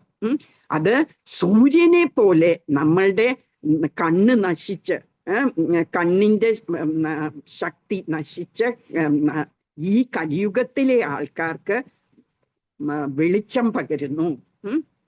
അവര് ഈ ഇഗ്നറൻസ്, ഈ തമസ് കൊണ്ട് കണ്ണ് മൂടിയിരിക്കുകയാണ്, ഡാർക്ക്നെസ്സില്. ഈ കലിയുഗത്തില് ഡാർക്കാണ് എല്ലാം ഇരുണ്ട് ഇരിക്കുന്ന ഈ കലിയുഗത്തില് വെളിച്ചം തരാന് ഉള്ള സൂര്യനാരാണ്? ഈ ശ്രീമദ് ഭാഗവതമാണ് എന്ന് പറയുന്നു. പിന്നെ ഈ 112 തന്നെ പറയുന്നുണ്ട്. അത് ഞാൻ ലാസ്റ്റ് 2 ലൈൻസ് ആണ് പറഞ്ഞത്. ആദ്യത്തെ 2 ലൈൻസിൽ പറയുന്നത് ആർക്ക് വേണ്ടിയാണ് ഈ ശ്രീമദ് ഭാഗവതം എന്ന്, അതിന്റെ പ്രയോജനം എന്താണ് എന്ന് പറയുന്നു. അതിൽ പറയുന്ന ധർമ്മ പ്രോചിത കൈതവോത്ര പരമോ നിർമത്സരാണാം സതാം വേദ്യം വാസ്തവമത്ര വസ്തു ശിവതം താപത്രയോന്മൂലനം. പറയാണ് ധർമ്മ പ്രോചിത കൈതവോത്ര പരമോ എന്ന് വെച്ചാ ഈ നമ്മള് കൈതവ ധർമ്മമാണ് നമ്മൾ അനുഷ്ഠിക്കുന്നത്. കൈതവ ധർമ്മം എന്ന് പറഞ്ഞാല് നമ്മള് പ്രതിഫലം ആഗ്രഹിച്ചുകൊണ്ട് ഓരോ ആക്ടിവിറ്റീസ് ചെയ്യുന്നു, അല്ലെ? നമ്മൾ റിലിജിയനൊക്കെ ഫോളോ ചെയ്യുന്ന എന്ത് റിലിജിയനാണ്? അത് നമ്മൾക്ക് എന്തെങ്കിലും ബെനിഫിറ്റ് കിട്ടാൻ വേണ്ടിയാണ് നമ്മൾ ഓരോ റിലീജിയസ് ആക്ടിവിറ്റീസ് ഒക്കെ ചെയ്യുന്നത്. അങ്ങനത്തെ ധർമ്മ എല്ലാം കളഞ്ഞ് യു റിജക്ട് ഓൾ ദീസ് എന്താ മെറ്റീരിയലിസ്റ്റിക് റിലിജിയൻസ്. എന്നിട്ട് പരമോ നിർമത്സരാം സതാം നിർമത്സരാണാം സതാം എന്ന് പറഞ്ഞാൽ ഭക്തന്മാര്. നിർമത്സരാണാം എന്ന് പറഞ്ഞാൽ അവര് വളരെ ശുദ്ധമായ ഭക്തർക്കാണ് ഈ ശ്രീമദ് ഭാഗവതം ശരിക്കും. അവര് ശ്രീമദ് ഭാഗവതം, അതുപോലത്തെ ശുദ്ധ ഭക്തര് ശ്രീമദ് ഭാഗവതം ഈ റിലീജിയസ് ഇങ്ങനെ ഓരോ അർത്ഥമില്ലാത്ത റിച്വലിസ്റ്റിക് റിലിജിയൻ എല്ലാം കളഞ്ഞിട്ട് അവര് ഈ ഭാഗവതം ശ്രവിക്കുമ്പോൾ എന്താണ് ഉണ്ടാകുന്നത്? അവരുടെ എല്ലാം 3-fold മിസറീസും നശിക്കുന്നു. അവർക്ക് ശരിക്കുള്ള വാസ്തവം അത്ര വസ്തു ശിവതം എന്ന് പറഞ്ഞാല് വേദ്യം അവർക്ക് മനസ്സിലാകും. വേദ്യം എന്ന് പറഞ്ഞാൽ ദേ കം ടു നോ എന്താണ് ശരിക്കുള്ള ട്രൂത്ത് എന്നുള്ളത് അവർക്ക് വെളിവാകും ഈ ഭാഗവതം വായിക്കുന്നതിലൂടെ എന്ന്. എന്നിട്ട് ഈ ട്രൂത്ത് എന്താണ്? It is different from illusion. ഈ ഇല്യൂഷൻ എന്ന് പറഞ്ഞാൽ മായ. ഈ മായയിൽ നിന്ന് വ്യത്യസ്തമാണ് പരമ സത്യം എന്ന് പറയുന്നത്. ആ സത്യം എന്താണ് എന്ന് അവർക്ക് വെളിവാകും. അങ്ങനെ വെളിവായി കഴിയുമ്പോൾ എന്ത് പറ്റുന്നു? താപത്രയോന്മൂലനം. താപം എന്ന് പറഞ്ഞാൽ മിസറീസ്, അല്ലെ? ഈ ത്രയ എന്ന് പറഞ്ഞാൽ 3 തരത്തിലുള്ള മിസറീസ് ഉന്മൂലനം ചെയ്യുന്നു. അതെല്ലാം പോകുന്നു, അതെല്ലാം കളയുന്നു. അങ്ങനെ ഈ 3 തരത്തിലുള്ള വിഷമങ്ങൾ, മിസറീസ് നമുക്ക് ഇല്ലാതാകുന്നു ഈ ഭാഗവതം വായിക്കുന്നതുകൊണ്ട്. അപ്പൊ പറയുന്ന പ്യോർ ഡിവോട്ടീസിന്റെ കാര്യമാണ്. അപ്പൊ നമ്മളിത് വായിക്കാമോ എന്ന് ചോദിച്ചാല് നമ്മളും വായിച്ച് ഇത് കേട്ട് ഭാഗവതം നമ്മൾ ശ്രവിച്ച് നമ്മളും ആ ഒരു ലെവലിലെത്തും, പ്യോർ ഡിവോട്ടീസിന്റെ ലെവലിലെത്തും. അപ്പോഴും നമുക്ക് എന്ത് പറ്റും? ഈ 3 മിസറീസ് നമുക്ക് ഇല്ലാതാകുന്നു. ഏതാണ് ഈ 3 മിസറീസ് എന്നറിയാമോ? 3 മിസറീസ് എന്ന് പറയുന്ന ആധ്യാത്മിക, അതിഭൗതിക്, അതിദൈവിക്, ഇങ്ങനത്തെ 3 മിസറീസ് ആണ്. ആധ്യാത്മിക എന്ന്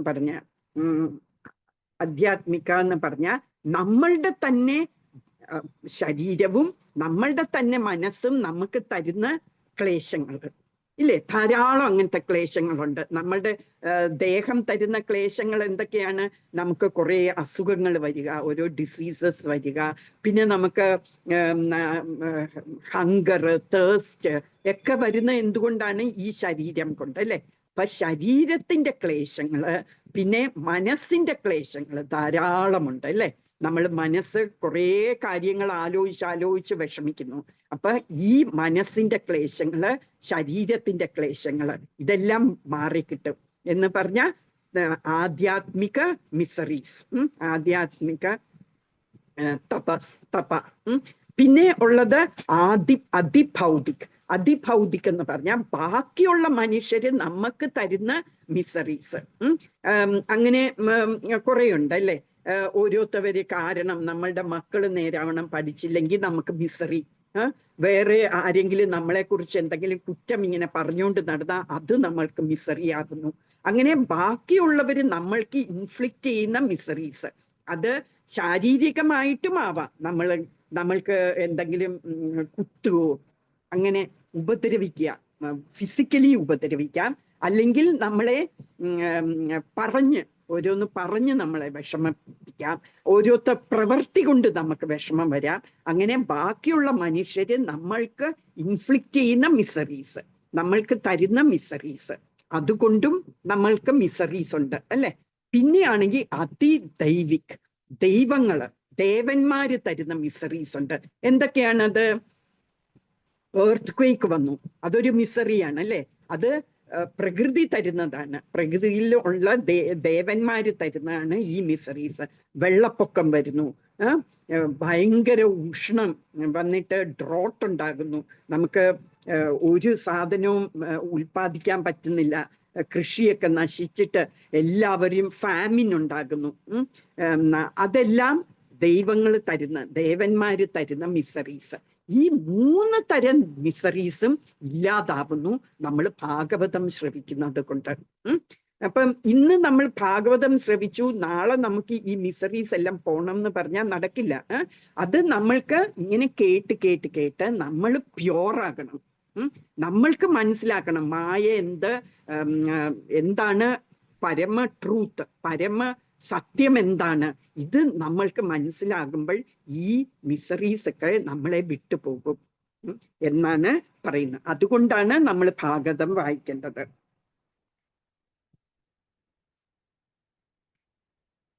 ചൈതന്യ മഹാപ്രഭുവും പറയുന്നുണ്ട് ഇത് അമല പുരാണമാണ്. അമലം എന്ന് പറഞ്ഞാല് സ്പോട്ട്ലെസ്, അതിൽ ഒരു വൃത്തേടുകൾ പോലും, ഒരു മാലിന്യം പോലും കലരാത്ത പുരാണമാണ് ഭാഗവതം എന്ന് പറയുന്നു. ഈ ഭാഗവതത്തിൽ തന്നെ 12th കാൻറ്റോയില് ശ്രീമദ് ഭാഗവതത്തിനെ കുറിച്ച് നല്ലോണം പറയുന്നുണ്ട്. അതില് 12, 13, 18 ഇതില് പറയുന്നുണ്ട്, ശ്രീമദ് ഭാഗവതം പുരാണം അമലം യത് വൈഷ്ണവാനാം പ്രിയം എന്ന്. വൈഷ്ണവർക്ക് ഏറ്റവും പ്രിയമുള്ള ഈ സ്പോട്ട്ലെസ് പുരാണമാണ് ശ്രീമദ് ഭാഗവതം എന്ന്. 12 കാൻറ്റോസ് ആണ് ഉള്ളത് ശ്രീമദ് ഭാഗവതത്തില്. 12 സ്കന്ധങ്ങള്. അതില് എല്ലാം കൂടെ ടോട്ടൽ, ഓരോ സ്കന്ധത്തില് എത്ര അധ്യായങ്ങളുണ്ട് അതെല്ലാം കൂടി നമ്മൾ ടോട്ടൽ ചെയ്താല് 335 അധ്യായങ്ങളുണ്ട്. അത് നമ്മൾ വേണമെന്ന് വെച്ചാൽ നമുക്ക് ഈ അധ്യായങ്ങൾ, ഓരോ അധ്യായം വെച്ച് ഓരോ ദിവസം നമ്മൾ റിസൈറ്റ് ചെയ്യുകയാണെങ്കിൽ 1 കൊല്ലത്തിന്റെ ഉള്ളിൽ നമുക്ക് തീർക്കാം. ഒരു ജാനുവരി 1 തൊട്ട് നവംബർ 30 വരെയും കൊണ്ട് നമുക്കിത് തീർക്കാനുള്ളതേ ഉള്ളൂ ഭാഗവതത്തിന്റെ. ഇപ്പം അങ്ങനെ പല ഡിവോട്ടീസും ചെയ്യാറുണ്ട്. എന്ത് ചെയ്യും? ഈ ഭാഗവത ശ്ലോകങ്ങളും അതിൻ്റെ ട്രാൻസ്ലേഷനും മാത്രം അവര് എല്ലാ ദിവസവും ഒരു ചാപ്റ്റർ വെച്ച് അവരിങ്ങനെ പറഞ്ഞ് 335 ദിവസം കൊണ്ട് തീർക്കാറുണ്ട്. അപ്പൊ അങ്ങനെ നമുക്ക്, അല്ലെങ്കിൽ ഈ 18,000 വേഴ്സസ് അല്ലെ 14,083 വേഴ്സസ് നമുക്ക് പഠിക്കുക എന്ന് പറയുന്ന നമുക്ക് നടക്കില്ല, അല്ലേ? എന്നാലും നമുക്ക് ഒരു ചാപ്റ്റർ വെച്ച് ശ്ലോകവും ട്രാൻസ്ലേഷനും പ്രഭുപാദ് തന്നിരിക്കുന്ന പർപ്പോട്ട് എന്ന് പറഞ്ഞാൽ ഭാവാർത്ഥവും, ഇത് എല്ലാം കൂടി ഒരു ദിവസം ഒരു ചാപ്റ്റർ വെച്ച് വായിക്കാൻ ശ്രമിക്കുക. അറ്റ്ലീസ്റ്റ് ഒരു തവണ നമ്മളുടെ ജീവിതത്തില് ഒരു തവണയെങ്കിലും full Bhagavatam from cover to cover മുഴുവനും വായിക്കാൻ നോക്കണം. പ്രഭുപാദര് ഈ 12 സ്കന്ധങ്ങള് 18 ബുക്കുകളായിട്ടാണ് തന്നിരിക്കുന്നത്. അപ്പൊ ഈ 18 ബുക്കുകളും എല്ലാം ഫുൾ വായിക്കണം. എന്ന് വെച്ചാൽ അതിൻ്റെ മീനിങ്സും കൊടുത്തിട്ടുണ്ട്. സംസ്കൃതത്തിന്റെ ഇംഗ്ലീഷിലോ അല്ലെ മലയാളത്തില് എന്താണ് ഓരോ സംസ്കൃത വേർഡിന്റെയും അർത്ഥം, അത് എല്ലാം തന്നിട്ടുണ്ട് ശ്രീല പ്രഭുപാദ്. അത് വായിച്ചാല് നമുക്ക് തീർച്ചയായിട്ടും ഈ ഒരു ലെവലിൽ എത്താൻ പറ്റും. അത് ആസ്വദിക്കാൻ പറ്റുന്ന ഒരു ലെവലിൽ നമുക്ക് എത്താൻ പറ്റും. ഇതൊക്കെയാണ് ഈ ഭാഗവതത്തിന്റെ ഇത്. എന്നിട്ട് പറയാണ്, ഈ ഭാഗവതം എന്ന് പറയുന്ന ഭഗവാൻ തന്നെയാണ് അല്ലെ, ഭഗവാന് ഗ്രന്ഥ രൂപത്തിൽ വന്നിരിക്കുകയാണ് നമ്മളുടെ കയ്യില്. അപ്പൊ ഈ ഭാഗവതത്തിനെ നമ്മള് ഭഗവാനെ കാണുന്ന പോലെ തന്നെ അത്രേ റെസ്പെക്റ്റോടുകൂടി വേണം നമ്മൾ ഈ ഭാഗവതം കൈകാര്യം ചെയ്യാൻ. അല്ല നിലത്തുമൊക്കെ ഇട്ട് അങ്ങനെ ചെയ്യാൻ പാടില്ല. നമ്മൾ വളരെ ശുദ്ധമായിട്ടിരുന്ന് വായിക്കണം ഈ ഭാഗവതം. അങ്ങനെയാകുമ്പോൾ നമ്മൾക്ക് ഭഗവാനെ നേരെ നമ്മൾ മുഖത്തോട് മുഖം കാണുമ്പോൾ നമ്മൾക്ക് എന്തൊക്കെ ഭഗവാനിൽ നിന്ന് നമ്മൾക്ക് കിട്ടാം, അത് എല്ലാം ഈ ഭാഗവതം വായിക്കുന്ന കൊണ്ട് നമ്മൾക്ക് കിട്ടും. അതുപോലെ ശുദ്ധമായിട്ട് നമ്മൾ വായിക്കുകയാണെങ്കിൽ. ഇനി ബ്രഹ്മാവ് നാരദന്റെ അടുക്കൽ പറഞ്ഞു. നാരദൻ 4 വേഴ്സസ് അല്ലെ, അത് നാരദൻ വ്യാസദേവന്റെ അടുക്കൽ പറഞ്ഞു. അങ്ങനെയാണ്. എന്നിട്ട് വ്യാസദേവൻ ശുകദേവ് ഗോസ്വാമിയുടെ അടുക്കൽ പറഞ്ഞു എന്നൊക്കെ നമ്മൾ പറഞ്ഞു. അതുപോലെ തന്നെ ചൈതന്യ മഹാപ്രഭുവും ഈ ഭാഗവതത്തിന്റെ സംക്ഷിപ്തമായിട്ട് ഒരു നട്ഷെല്ലില് രൂപ ഗോസ്വാമിയുടെ അടുക്കൽ പറഞ്ഞു കൊടുത്തു. രൂപ ഗോസ്വാമി 8 ഗോസ്വാമിമാരിൽ ഒരാളാണ് രൂപ ഗോസ്വാമി. അപ്പൊ രൂപ ഗോസ്വാമിയുടെ അടുക്കൽ 10 ദിവസം കൊണ്ട് ഈ ശ്രീമദ് ഭാഗവതം സംക്ഷിപ്തമായിട്ട് പറഞ്ഞു കൊടുത്തു, അതിൻ്റെ അകത്തെ ഉള്ള കണ്ടന്റ്സ്. എന്നിട്ട് രൂപ ഗോസ്വാമി അത് എക്സ്പാൻഡ് ചെയ്തു. അത് ഫർദർ എക്സ്പാൻഡ് ചെയ്തു ജീവഗോസ്വാമി എന്ന് പറയുന്ന രൂപ ഗോസ്വാമിയുടെ അനന്തരവനാണ്, നെവ്യൂ. അപ്പൊ ഒന്നുകൂടെ പറയാമോ? അത് എങ്ങനെയാണ്, ആരാണ് കൈമാറിയെന്ന് ഒന്നുകൂടെ പറയാമോ? എനിക്ക് നെറ്റ് പോയായിരുന്നു. ഓക്കെ, ആദ്യം നമ്മൾ പറഞ്ഞു കൃഷ്ണൻ അത് ബ്രഹ്മാവിന് പറഞ്ഞു കൊടുത്തു. ബ്രഹ്മാവ് അത് വ്യാസദേവന് പറഞ്ഞു കൊടുത്തു, അല്ല നാരദമുനിക്ക് പറഞ്ഞു കൊടുത്തു. നാരദമുനി വ്യാസദേവന്റെ അടുത്ത്, എന്നിട്ട് ഭാഗവതം രചിച്ചിട്ട് അത് ശുകദേവ് ഗോസ്വാമിയുടെ അടുക്കൽ പറഞ്ഞു. ശുകദേവ് ഗോസ്വാമി അത് പരീക്ഷിത് മഹാരാജിന്റെ അടുക്കൽ പറഞ്ഞു കൊടുത്തു. ഇത് കേട്ടിരുന്ന സൂത ഗോസ്വാമി അത് നൈമിഷാരണ്യയിലെ ഋഷിമാർക്കെല്ലാം പറഞ്ഞു കൊടുത്തു. ഇനി ചൈതന്യ മഹാപ്രഭു 500 വർഷം മുമ്പ് ഇവിടെ ഇൻകാർണേറ്റ് ചെയ്തപ്പോഴ് അവതരിച്ചപ്പോഴ് അത് രൂപ ഗോസ്വാമി 6 ഗോസ്വാമിമാരുണ്ട് ചൈതന്യ മഹാപ്രഭുവിന്റെ വളരെ ക്ലോസ് ഡിസൈപ്പിൾസ് ആയിട്ടുള്ളത്. അതിൽ ഒന്നാണ് രൂപ ഗോസ്വാമി. ഇപ്പൊ രൂപ ഗോസ്വാമിയുടെ അടുക്കല് 10 ദിവസം ഇരുന്ന് ഇൻസ്ട്രക്ഷൻസ് കൊടുക്കുന്നുണ്ട്. അതില് ഈ ഭാഗവതത്തിന്റെ സംക്ഷിപ്തമായിട്ട് ഒരു നട്ഷെല്ലില് എന്താണ് ഭാഗവതത്തിലുള്ളത് എന്ന് ചൈതന്യ മഹാപ്രഭു രൂപ ഗോസ്വാമിയുടെ അടുക്ക പറഞ്ഞു കൊടുക്കുന്നു. എന്നിട്ട് രൂപ ഗോസ്വാമി അത് ഒരു ഗ്രന്ഥരൂപത്തിൽ അത് എക്സ്പാൻഡ് ചെയ്തു. അത് പിന്നെ രൂപ ഗോസ്വാമിയുടെ അനന്തരവനായ ജീവ ഗോസ്വാമി, ഈ 6 ഗോസ്വാമിമാരില് രൂപ ഗോസ്വാമിയുമുണ്ട് ജീവ ഗോസ്വാമിയുമുണ്ട്. ആ ജീവ ഗോസ്വാമി അത് പിന്നെയും എക്സ്പാൻഡ് ചെയ്ത് അത് വളരെ ഡീറ്റെയിൽഡ് ആയിട്ട് കമന്ററീസ് എഴുതിയിട്ടുണ്ട്. അത് പിന്നെയും വിശ്വനാഥ് ചക്രവർത്തി ഠാക്കൂർ എന്ന് പറയുന്ന ഒരു ആചാര്യൻ, വൈഷ്ണവ ആചാര്യൻ, പിന്നെയും അത് എക്സ്പാൻഡ് ചെയ്തു. അത് എക്സ്പാൻഡ് ചെയ്ത് നമ്മൾക്ക് തരുന്നുണ്ട്.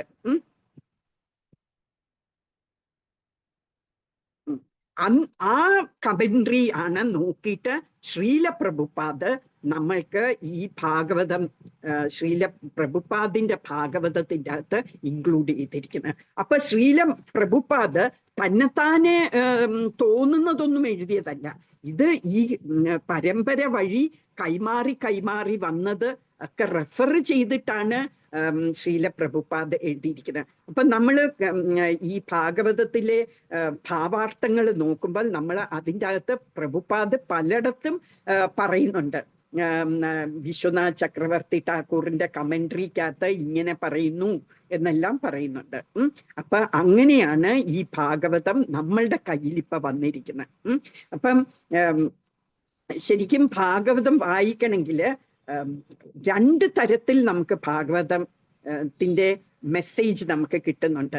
എങ്ങനെയൊക്കെയാണ്? ഒന്ന് ബുക്ക് ഭാഗവതം, ഈ പുസ്തകമായ ഈ ഗ്രന്ഥമായ ഭാഗവതത്തിൽ കൂടെ നമ്മൾക്ക് ഭാഗവതം എന്താണ് അതിൻ്റെ അകത്തെ കണ്ടൻസ് മനസ്സിലാക്കാം. പിന്നെ ഒന്ന് എവിടെ നിന്നാണ് മനുഷ്യൻ ആയ ഭാഗവതം എന്ന് പറഞ്ഞാല് ബുക്ക് ഭാഗവതവും മറ്റേത് ഡിവോട്ടി ഭക്തനായ ഭാഗവതരുടെ കയ്യിൽ നിന്നും നമ്മൾ ശ്രവിക്കണം. ഭക്തൻ ആരാണ്? ഈ ബുക്ക് ഭാഗവതം അല്ലാതെ മനുഷ്യനായിട്ടുള്ള ഭാഗവതം എന്ന് പറയുന്ന ആരെയാണ്? ഈ ഭാഗവതം മുഴുവനും മനസ്സിലാക്കി അത് സ്വന്തം ജീവിതത്തിൽ പ്രാവർത്തികമാക്കിയ ഒരാളെയാണ് നമ്മള് മനുഷ്യ ഭാഗവതം എന്ന് പറയുന്നത്, ഡിവോട്ടി ഭക്ത ഭാഗവതം എന്ന് പറയുന്നത്. അപ്പൊ അങ്ങനത്തെ ഉള്ള ഒരാളുടെ കയ്യിൽ നിന്ന് വേണം ഇത് നമ്മൾ ശ്രവിക്കാൻ. അപ്പൊ ആരാണ് അങ്ങനത്തെ ഒരു ഭാഗവതര് ഉള്ളത്? ശ്രീല പ്രഭുപാദ്. അപ്പൊ നമ്മൾ ഫോളോ ചെയ്യുന്നത് ഈ ഭാഗവതത്തിൽ നമ്മൾ ക്ലാസ്സിൽ പറയാൻ പോകുന്നത് ശ്രീല പ്രഭുപാദ് തന്നിരിക്കുന്ന ട്രാൻസ്ലേഷനും അതിലത്തെ ഭാവാർത്ഥങ്ങളും ആണ് നമ്മൾ ഇവിടെ ഡിസ്കസ് ചെയ്യാൻ പോകുന്നത്. അപ്പൊ നമ്മൾ എല്ലാവരും ബുക്ക് ഭാഗവതവും ഭക്തഭാഗവതത്തിനെ രണ്ടിനെയുമാണ് ഫോളോ ചെയ്യുന്നത്. അങ്ങനെ ഫോളോ ചെയ്താലേ നമുക്ക് അതിൻ്റെ കറക്റ്റ് മീനിങ് മനസ്സിലാക്കുള്ളൂ. അല്ലാതെ ഈ സപ്താഹങ്ങൾ നടക്കാറുണ്ടല്ലേ അമ്പലങ്ങളിൽ തോറും. അതില് അവര് എന്തിനാണ് സപ്താഹങ്ങൾ നടത്തുന്നത്? അവർക്ക് പൈസയ്ക്ക് വേണ്ടി അല്ലേ? അങ്ങനത്തെവരുടെ അടുക്കേന്ന് നമ്മൾ ശ്രവിക്കാൻ പാടില്ല എന്ന് ശ്രീല പ്രഭുപാദ് പ്രത്യേകം പറയുന്നുണ്ട്. അങ്ങനത്തെവര് എന്തിനാണ് ആ ഭാഗവത അവരുടെ വയറ്റിപ്പഴപ്പായിട്ടാണ് അവര് പറയുന്നത്. എന്നാല് ഡിവോട്ടീസ് ഭക്തന്മാര് എന്തിനാണ് ശ്രീമദ് ഭാഗവതം പറയുന്നത്? അവർക്ക് പൈസ കിട്ടാൻ വേണ്ടിയല്ല, അവര് ബാക്കിയുള്ളവരെ കൂടി ഭഗവാന്റെ അടുത്ത് എത്തിക്കാനുള്ള ഉദ്ദേശം കൊണ്ടാണ് പറയുന്നത്. അപ്പൊ അങ്ങനത്തെവരുടെ അടുക്കേന്ന് വേണം നമ്മൾ ശ്രവിക്കാൻ. ഈ ബാക്കിയുള്ള ഈ സപ്താഹങ്ങൾ നടത്തുന്ന ഭാഗവതരെല്ലാം എന്തിനാണ് പറയുന്നത്? അവര് നേരെ 10ാമത്തെ സ്കന്ധത്തിലോട്ട് പോകും. 10ാമത്തെ സ്കന്ധത്തിലാണ് ഭഗവാന്റെ ലീലകൾ പറയുന്നത്. ബാക്കിയെല്ലാം എങ്ങനെയാന്ന് വെച്ചാൽ ആ ക്രിയേഷനെ കുറിച്ച് അങ്ങനെ ഒരു ഓർഡറിലാണ് 10ാമത്തെ സ്കന്ധത്തില് എത്തുന്നത്. അപ്പൊ ആദ്യത്തെ 9 കാൻറ്റോസ് എല്ലാം വായിച്ച് കഴിയുമ്പോഴേ നമുക്ക് ഭഗവാൻ ആരാണ് എന്ന് മനസ്സിലാകുള്ളൂ. അത് കഴിഞ്ഞിട്ട് നമ്മൾ ഭഗവാന്റെ ലീലകൾ ശ്രവിക്കുമ്പോഴേ നമുക്ക് അതിൻ്റെ റിയൽ അർത്ഥം മനസ്സിലാവുള്ളൂ. അല്ലെങ്കിൽ ആൾക്കാര് രാസലീലയുടെ കാര്യം പറഞ്ഞ് കണ്ടില്ലേ, ബാക്കിയുള്ള ആൾക്കാരുടെ ഭാര്യമാരായിട്ട് ഭഗവാന് രാത്രിയില് രാസലീല ആടുന്നു. അപ്പൊ അവർക്ക് പുച്ഛം പോലെ അങ്ങനെയുള്ള ഭഗവാനെയാണ് നിങ്ങൾ വലിയ ഭഗവാനാണെന്ന് പറഞ്ഞ് ആരാധിക്കുന്നത് എന്ന് എല്ലാവരും ചോദിക്കാറുണ്ടല്ലേ. അതുകൊണ്ടാണ്. പിന്നെ എന്താ, 16,108 ഭാര്യമാരുണ്ടായിരുന്നു കൃഷ്ണന്.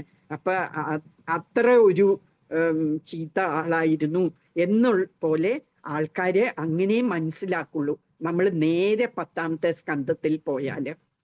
അതുകൊണ്ടാണ് പ്രഭുപാദ് ഭയങ്കര കർശനമായിട്ട് പറയുന്ന നമ്മൾ ആദ്യത്തെ 9 സ്കന്ധങ്ങള് കാൻറ്റോസ് കഴിഞ്ഞിട്ടേ 10ാമത്തെ സ്കന്ധം എടുക്കാവുള്ളൂ എന്ന് പറയുന്നത്.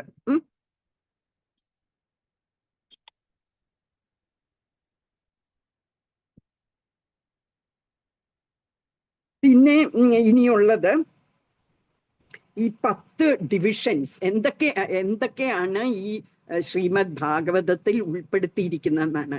അത് എനിക്ക് മലയാളത്തിൽ പറയാൻ എനിക്ക് സമയം കിട്ടില്ല. അത് മലയാളത്തിൽ എന്താ അതിൻ്റെ അർത്ഥം എന്ന് പറയാന്. ആദ്യത്തേത് സർഗം. സർഗം എന്ന് പറഞ്ഞ ക്രിയേഷൻ. ആ സർഗം എന്ന് പറയുന്ന ഭഗവാന്റെ ക്രിയേഷൻ. അത് ഞാൻ പറഞ്ഞു, ഭഗവാന്റെ തന്നെ രൂപവിസ്തരണമായ കാരണോദകശായി ഓരോ യൂണിവേഴ്സസ് ക്രിയേറ്റ് ചെയ്യുന്നു. അപ്പൊ ആ ക്രിയേഷൻ അത് കഴിഞ്ഞ് ഗർഭോദകശായി ഓരോ യൂണിവേഴ്സിന്റെ അകത്ത് എൻ്റർ ചെയ്തിട്ട് ഈ താമരപ്പൂവില് ബ്രഹ്മാവ് ഉണ്ടാക്കുന്നു. പിന്നെ എന്താ, പിന്നെയും ഈ ഗർഭോദകശായി വിഷ്ണു പിന്നെയും രൂപവിസ്തരണം എടുത്ത് ക്ഷീരോദകശായി വിഷ്ണുവായിട്ട് ഓരോ ആറ്റത്തിൽ പോലും കുടികൊള്ളുന്നു.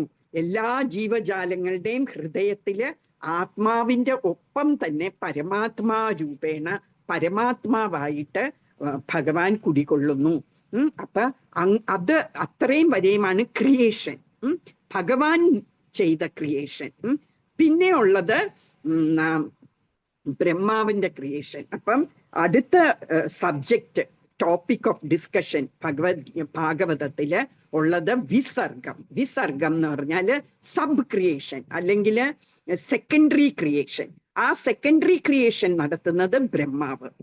പിന്നെ ഒരു സബ്ജക്റ്റ് സ്ഥാനം എന്ന് പറയും. അത് ഈ പ്ലാനറ്റ്സിനെ കുറിച്ച്, പ്ലാനറ്ററി സിസ്റ്റത്തിനെ കുറിച്ചൊക്കെ. ഈ ഓരോ യൂണിവേഴ്സിന്റെ അകത്തും ഈ ബ്രഹ്മാവിന്റെ ഒരു ലോകമുണ്ട്. അത് കൂടാതെ വേറെ 14 ലോകങ്ങളുണ്ട്. അതിനെ കുറിച്ചെല്ലാം പറയുന്നതാണ് വേറൊരു ടോപ്പിക് ഓഫ് ഡിസ്കഷൻ. പിന്നെ നാലാമത് പോഷണം. പോഷണം എന്ന് നമ്മൾ മലയാളത്തിലും പറയും അല്ലെ, പോഷിപ്പിക്കുക, പ്രൊട്ടക്ട് ചെയ്യുക. അതിനെക്കുറിച്ച് കൃഷ്ണന്റെ പ്രൊട്ടക്ഷനെ കുറിച്ച് ഡിസ്കസ് ചെയ്യുന്നു. പിന്നെ ഉള്ളത് ഊതയഃ എന്ന് പറഞ്ഞാൽ ക്രിയേറ്റീവ് ഇംപെറ്റസ് എന്ന് പറഞ്ഞാൽ എനിക്ക് അത് പറഞ്ഞു തരാൻ അറിയുന്നില്ല കേട്ടോ. അത് ഞാൻ നോക്കിയിട്ട് ഞാൻ പറഞ്ഞു തരാം എന്താണെന്ന്. പിന്നെ മൻവന്തരത്തിനെ കുറിച്ച് പറയുന്നു. എന്ന് പറഞ്ഞാൽ കുറെ മനുക്കൾ ഇങ്ങനെ ചേഞ്ചസ് വരുന്നു. ഒരു ബ്രഹ്മാവിന്റെ ഒരു ദിവസത്തിൽ 14 മനുക്കൾ വരുന്നുണ്ട്. മനു ആണ് ഈ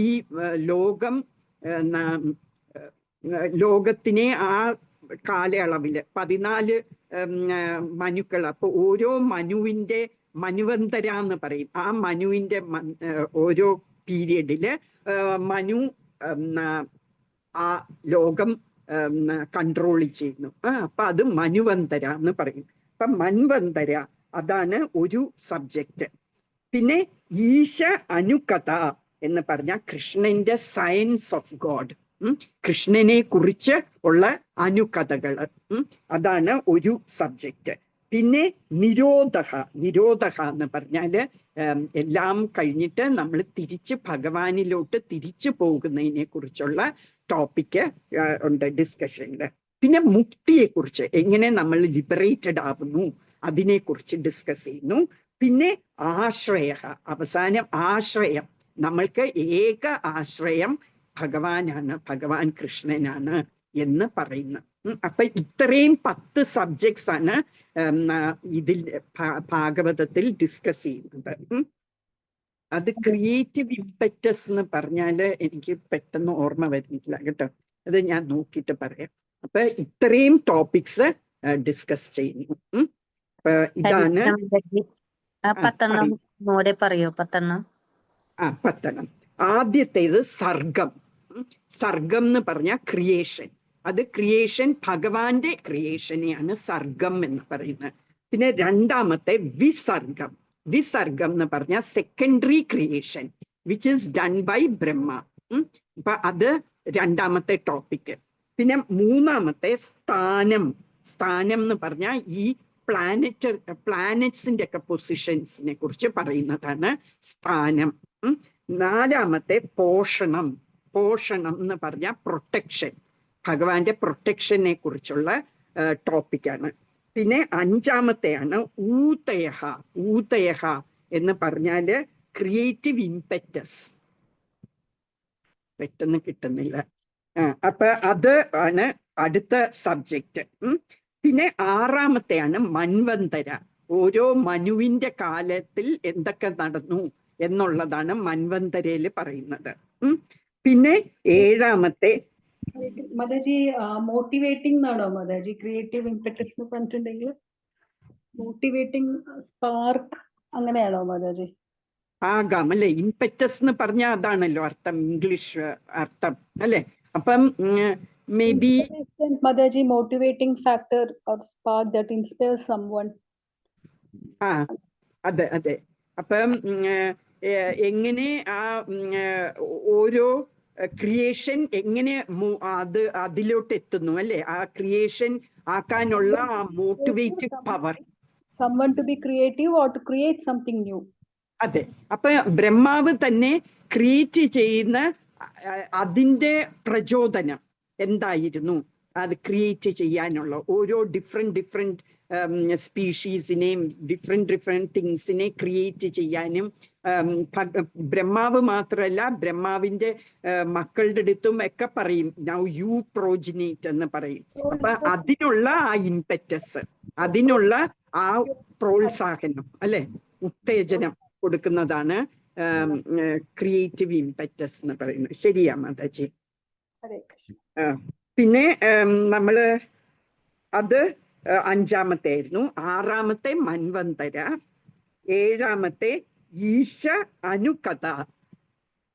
അത് സയൻസ് ഓഫ് ഗോഡ് എന്നാണ് ഇംഗ്ലീഷിൽ പറയുന്നത്. അതിനെ ഈശ അനുകഥ, ഭഗവാന്റെ കഥകൾ, ഭഗവാന്റെ കൺട്രോൾ ചെയ്യുന്നതിന്റെ കഥകൾ ഒക്കെ.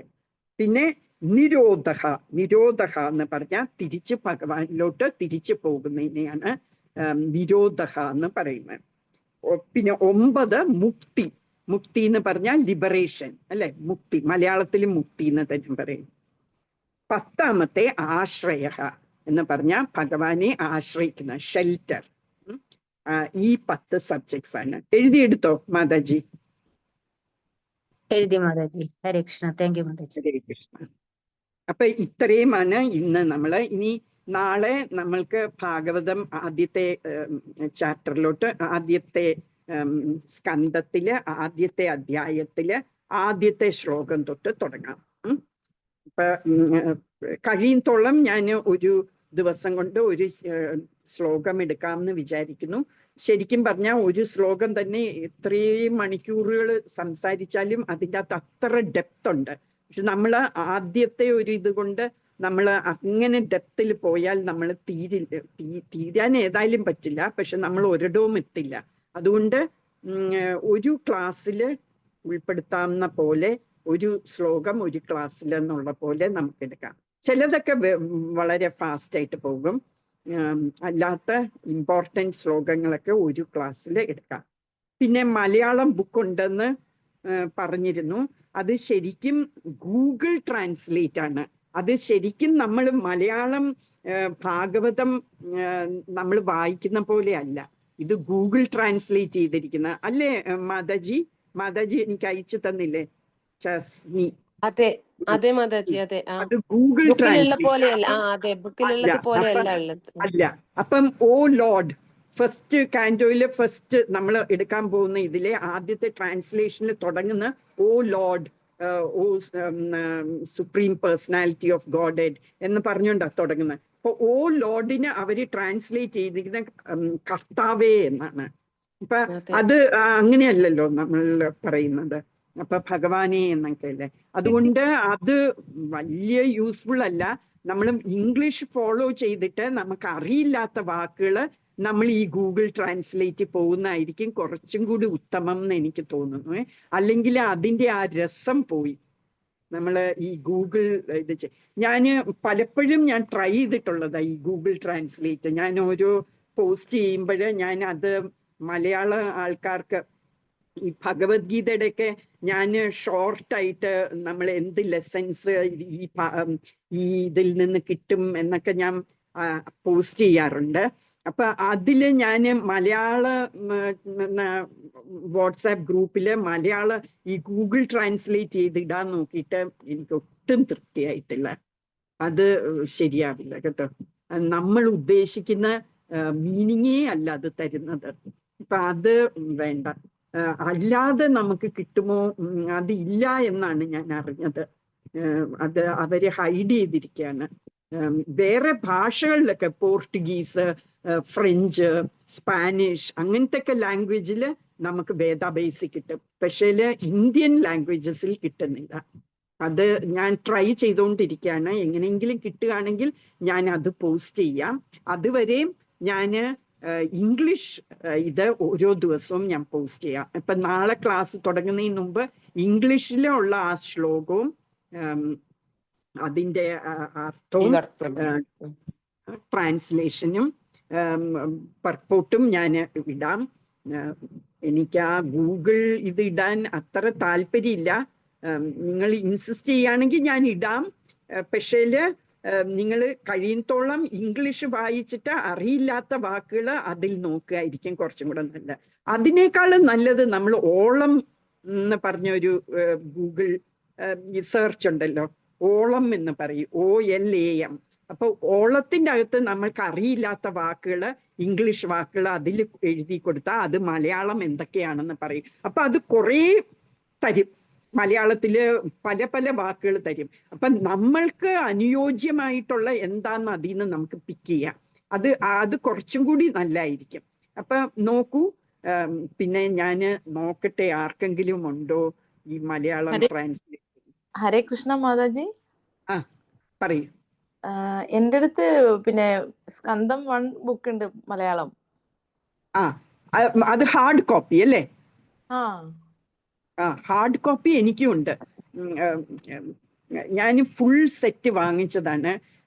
അപ്പൊ എന്ത് പറ്റിയെന്ന് വെച്ചാൽ വേറെ ഒരു മാതാജിക്ക് ഞാൻ വിചാരിച്ചു എനിക്കെന്തിനാ മലയാളം, ഇംഗ്ലീഷും എനിക്കുണ്ട്. പിന്നെ എൻ്റെ പിള്ളേരൊന്നും ഈ മലയാളം വായിക്കില്ല. അപ്പൊ ഞാൻ എന്തിനാ വെറുതെ വെച്ചിരിക്കുന്നത്? എനിക്ക് ഇങ്ങനെ ഒരു ഓപ്പർച്യൂണിറ്റി ഇപ്പോഴാണ് കിട്ടിയത് മലയാളത്തിൽ സംസാരിക്കാൻ. അപ്പൊ അത് ഞാൻ എക്സ്പെക്ട് ചെയ്തില്ല എനിക്ക് ഇങ്ങനെ ഒരു ഓപ്പർച്യൂണിറ്റി വരുമെന്ന്. അപ്പൊ ഞാൻ എൻ്റെ മലയാളം സെറ്റ് ഞാൻ ആർക്കോ അങ്ങനെ ഡൊണേറ്റ് ചെയ്തു. അപ്പൊ അത് എനിക്കിപ്പൊ ഇല്ലാതായിപ്പോയി. അല്ലായിരുന്നെങ്കിൽ അതിന്ന് ഫോട്ടോ കോപ്പി എടുത്തിട്ട് നമുക്ക് ഇടാമായിരുന്നു. നോക്കട്ടെ എനിക്ക് എങ്ങനെയെങ്കിലും കിട്ടുമോ എന്ന്. അങ്ങനെയാണെങ്കിൽ ഞാൻ ഫോട്ടോ കോപ്പി എടുത്തിട്ടിടാം, അതായിരിക്കും ബെറ്റർ. പക്ഷെ വളരെ നല്ല പ്രിന്റ് ആയിരിക്കില്ല, കുറച്ച് വിഷമമായിരിക്കും കാണാന്. അത് വായിക്കാന് ചിലപ്പം അത് സൂം ചെയ്തൊക്കെ വായിക്കേണ്ടി വരും. എന്നാലും അതായിരിക്കും ബെറ്റർ കേട്ടോ, ഈ ഗൂഗിൾ ട്രാൻസ്ലേറ്റിനെ കാട്ടിലും. അപ്പൊ അത് ഞാൻ ശ്രമിക്കാം. അപ്പൊ നാളെ ഞാൻ അത് പോസ്റ്റ് ചെയ്യാം. എന്നിട്ട് അത് നോക്കി നിങ്ങൾ വായിക്കൂ. നമ്മൾ ക്ലാസ്സിൽ ഇംഗ്ലീഷ് വായിക്കുമോ അതോ മലയാളം വായിക്കണോ എന്ന് ആലോചിക്കട്ടെ. പിന്നെ ഫസ്റ്റ് ശ്ലോകം നോക്കുകയാണെങ്കിൽ പ്രഭുപാദ ഒരു 8 പേജസോ മറ്റോ തരുന്നുണ്ട് അതിൻ്റെ അകത്ത് ഭാവാർത്ഥം. ഈ 8 പേജസ് നമുക്ക് ജസ്റ്റ് വായിക്കാൻ പോലും ഈ 1.5 മണിക്കൂർ പോരാതെ വരും. അപ്പൊ ഞാനത് വളരെ ഷോർട്ടായിട്ട് ഞാൻ പറയാം ക്ലാസ്സിൽ. പക്ഷെ പോസ്റ്റ് ചെയ്യാം ഞാൻ മുഴുവനും. അപ്പൊ നിങ്ങൾ നിങ്ങളുടെ കൺവീനിയൻസിൽ അത് വായിക്കൂ. കഴിയുന്നോളം അത് വായിച്ചോണ്ട് വരൂ. ഞാൻ ഇന്ന് തന്നെ പോസ്റ്റ് ചെയ്യാം. അപ്പൊ നിങ്ങൾക്ക് സമയം കിട്ടുമല്ലോ വായിക്കാൻ. അപ്പൊ അത് വായിച്ചിട്ട് വരികയാണെങ്കിൽ നിങ്ങൾക്ക് കുറച്ചും കൂടി ഞാൻ പറയുമ്പോഴേ മനസ്സിലും ആകും. പിന്നെ നിങ്ങൾക്ക് ഡൗട്ട്സ് ഉള്ളതൊക്കെ നിങ്ങൾക്ക് മാർക്ക് ചെയ്തുകൊണ്ട് വരികയും ചെയ്യാം. എന്നിട്ട് ഡൗട്ട്സ് ഉള്ളത് ചോദിക്കാം. അപ്പൊ അത് കുറച്ചും കൂടി ഇഫക്റ്റീവ് ആയിരിക്കും. ഹരേ കൃഷ്ണ. ഇനി ആർക്കെങ്കിലും എന്തെങ്കിലും സംശയം ഉണ്ടെങ്കിൽ ചോദിക്കാം. നമുക്ക് ഇനിയും ഒരു 9 മിനിറ്റും കൂടി ഉണ്ട്. കഴിയുന്നോളം ഞാൻ 12 മണിക്ക് തന്നെ തീർക്കാമെന്ന് വിചാരിക്കുന്നു. എന്താന്ന് വെച്ചാൽ ഇറ്റ്സ് ഓൾറെഡി 1.5 മണിക്കൂർ ഇരിക്കുകയാണല്ലോ. അപ്പം നിങ്ങൾക്ക് പല ജോലികളും നിങ്ങൾ മാറ്റി വെച്ചിട്ടായിരിക്കും ക്ലാസ് അറ്റൻഡ് ചെയ്യുന്നത്. അപ്പൊ ഇനി തിരിച്ച് അതൊക്കെ ചെയ്യേണ്ടി വരും അല്ലേ, കുട്ടികളും ഹസ്ബൻഡും ഒക്കെ തിരിച്ച് വരുന്നതിന് മുമ്പായിട്ട്. അപ്പൊ അതുകൊണ്ട് നമുക്ക് 12 o'clock നിർത്താൻ ഞാൻ മാക്സിമം ട്രൈ ചെയ്യാം കേട്ടോ. അപ്പം ആർക്കെങ്കിലും ഹരേ കൃഷ്ണ പറയൂ. മാതാജി ഏത് ഗ്രൂപ്പിലാ പോസ്റ്റ് ചെയ്യുന്നത്? മാതാജി ഗ്രൂപ്പിൽ ഞാൻ ആഡ് ആയിട്ടില്ലെന്ന് തോന്നുന്നു. ഹരേ കൃഷ്ണ. ആണോ? ജയശ്രീ മാതാജി ഒരു കാര്യം ചെയ്യും. ഏത് ഗ്രൂപ്പിൽ നിന്നാണ് മാതാജി കേറിയത്? മാതാജി ഇത് മഹാഭാരതം ആണോ? ഓക്കെ, എന്നാ ഒരു കാര്യം ചെയ്യൂ, ഇപ്പൊ എനിക്ക് പറഞ്ഞു തരൂ മാതാജിയുടെ നമ്പർ, ഞാൻ ആഡ് ചെയ്യാം. 97 97 10 77 1077 92 90. ഇത് UAE ആണോ? അല്ല മാതാജി, 97 ഇന്ത്യ ആണോ? അല്ല മാതാജി, മലയാളം തന്നെ. 97 ഓക്കെ ഓക്കെ ഓക്കെ, അതിന്റെ മുമ്പ് 91 ഉണ്ട്. ഓക്കെ ഓക്കെ, അപ്പൊ 9710779290 അല്ലേ? അതെ മാതാജി. ഓക്കെ, ഹരേ ജയ് കൃഷ്ണ ശ്രീ. മാതാജി, എന്റെ നമ്പർ കൂടി ഒന്ന് ആഡ് ചെയ്യോ? ആരാ ഒന്നുകൂടി പറയൂ. ഹരേ കൃഷ്ണ ആരാ? മാതാജി, ആ, എന്റെ നമ്പർ കൂടി ഒന്ന് വിജയശ്രീ. ആഡ് ചെയ്യോ? പറയൂ, നമ്പർ പറയൂ. 944 ഉം. 70 840 26. വിജയശ്രീ. ഹരേ കൃഷ്ണ മാതാജി, എന്റെ നമ്പറും കൂടെ ഒന്ന് ആഡ് ചെയ്യോ? പേരെന്താണ്? എനിക്ക് കാണുന്നില്ല. ആരായിരുന്നു അത് പറഞ്ഞത്? മാതാജി, ലിങ്കിൽ തന്നെ ഇല്ലേ ഈ ഗ്രൂപ്പിൽ ആഡ് ചെയ്യാനുള്ള ലിങ്ക് ഉണ്ട് ഉണ്ടല്ലോ? ഉണ്ട് ഉണ്ട്. അതിൽ ഞാൻ തൊട്ടപ്പോഴാണ് ഓരോ സൂം ലിങ്ക് അയക്കുമ്പോഴും ഞാൻ വാട്സാപ്പ് ഗ്രൂപ്പില് നിങ്ങൾ ഈ ബ്ലൂ ഇതില് ലിങ്കില് നിങ്ങൾ തൊട്ടാല് നിങ്ങൾക്ക് ഗ്രൂപ്പിൽ ആഡ് ആവും എന്ന് പറയുന്നുണ്ട്. അത് അറിയില്ലാത്തവർക്ക് ഞാൻ ആഡ് ചെയ്ത് തരാം. ലീല മാതാജി പറയൂ നമ്പർ, ഞാൻ ആഡ് ചെയ്യാം. ഞാൻ ആടാണ് മാതാജി, ഞാൻ ആടായിട്ടുണ്ട്. ഞാൻ അങ്ങനെ കേറി ഓക്കെ, ലിങ്ക് വഴി കേറിയിട്ടുണ്ട്. Thank you. അങ്ങനെ ചെയ്യാം കേട്ടോ. ബാക്കിയുള്ളവർക്കും ആ സൂം ലിങ്ക് ഞാൻ അയച്ചു തരുന്ന, ഇൻവിറ്റേഷൻ അയച്ചു തരുന്നതിൽ you please click on this WhatsApp group എന്ന് പറയുന്നുണ്ട്. അങ്ങനെ ആഡ് ആവാം കേട്ടോ. ഇപ്പം എനിവേ ഈ 2 പേർക്ക് ഞാൻ ആഡ് ചെയ്യാം. വേറെ ആർക്കെങ്കിലും ആഡ് ചെയ്യാനുണ്ടെങ്കിൽ പറഞ്ഞാൽ മതി, ഞാൻ ആഡ് ചെയ്യാം. പിന്നെ എന്തെങ്കിലും സംശയം ഉണ്ടെങ്കിൽ ചോദിച്ചോളൂ. ഇതല്ല വേറെ എന്തെങ്കിലും ആണെങ്കിലും എനിക്ക് അറിയാവുന്നതാണെങ്കിൽ ഞാൻ പറഞ്ഞു തരാം. ഹരേ കൃഷ്ണ.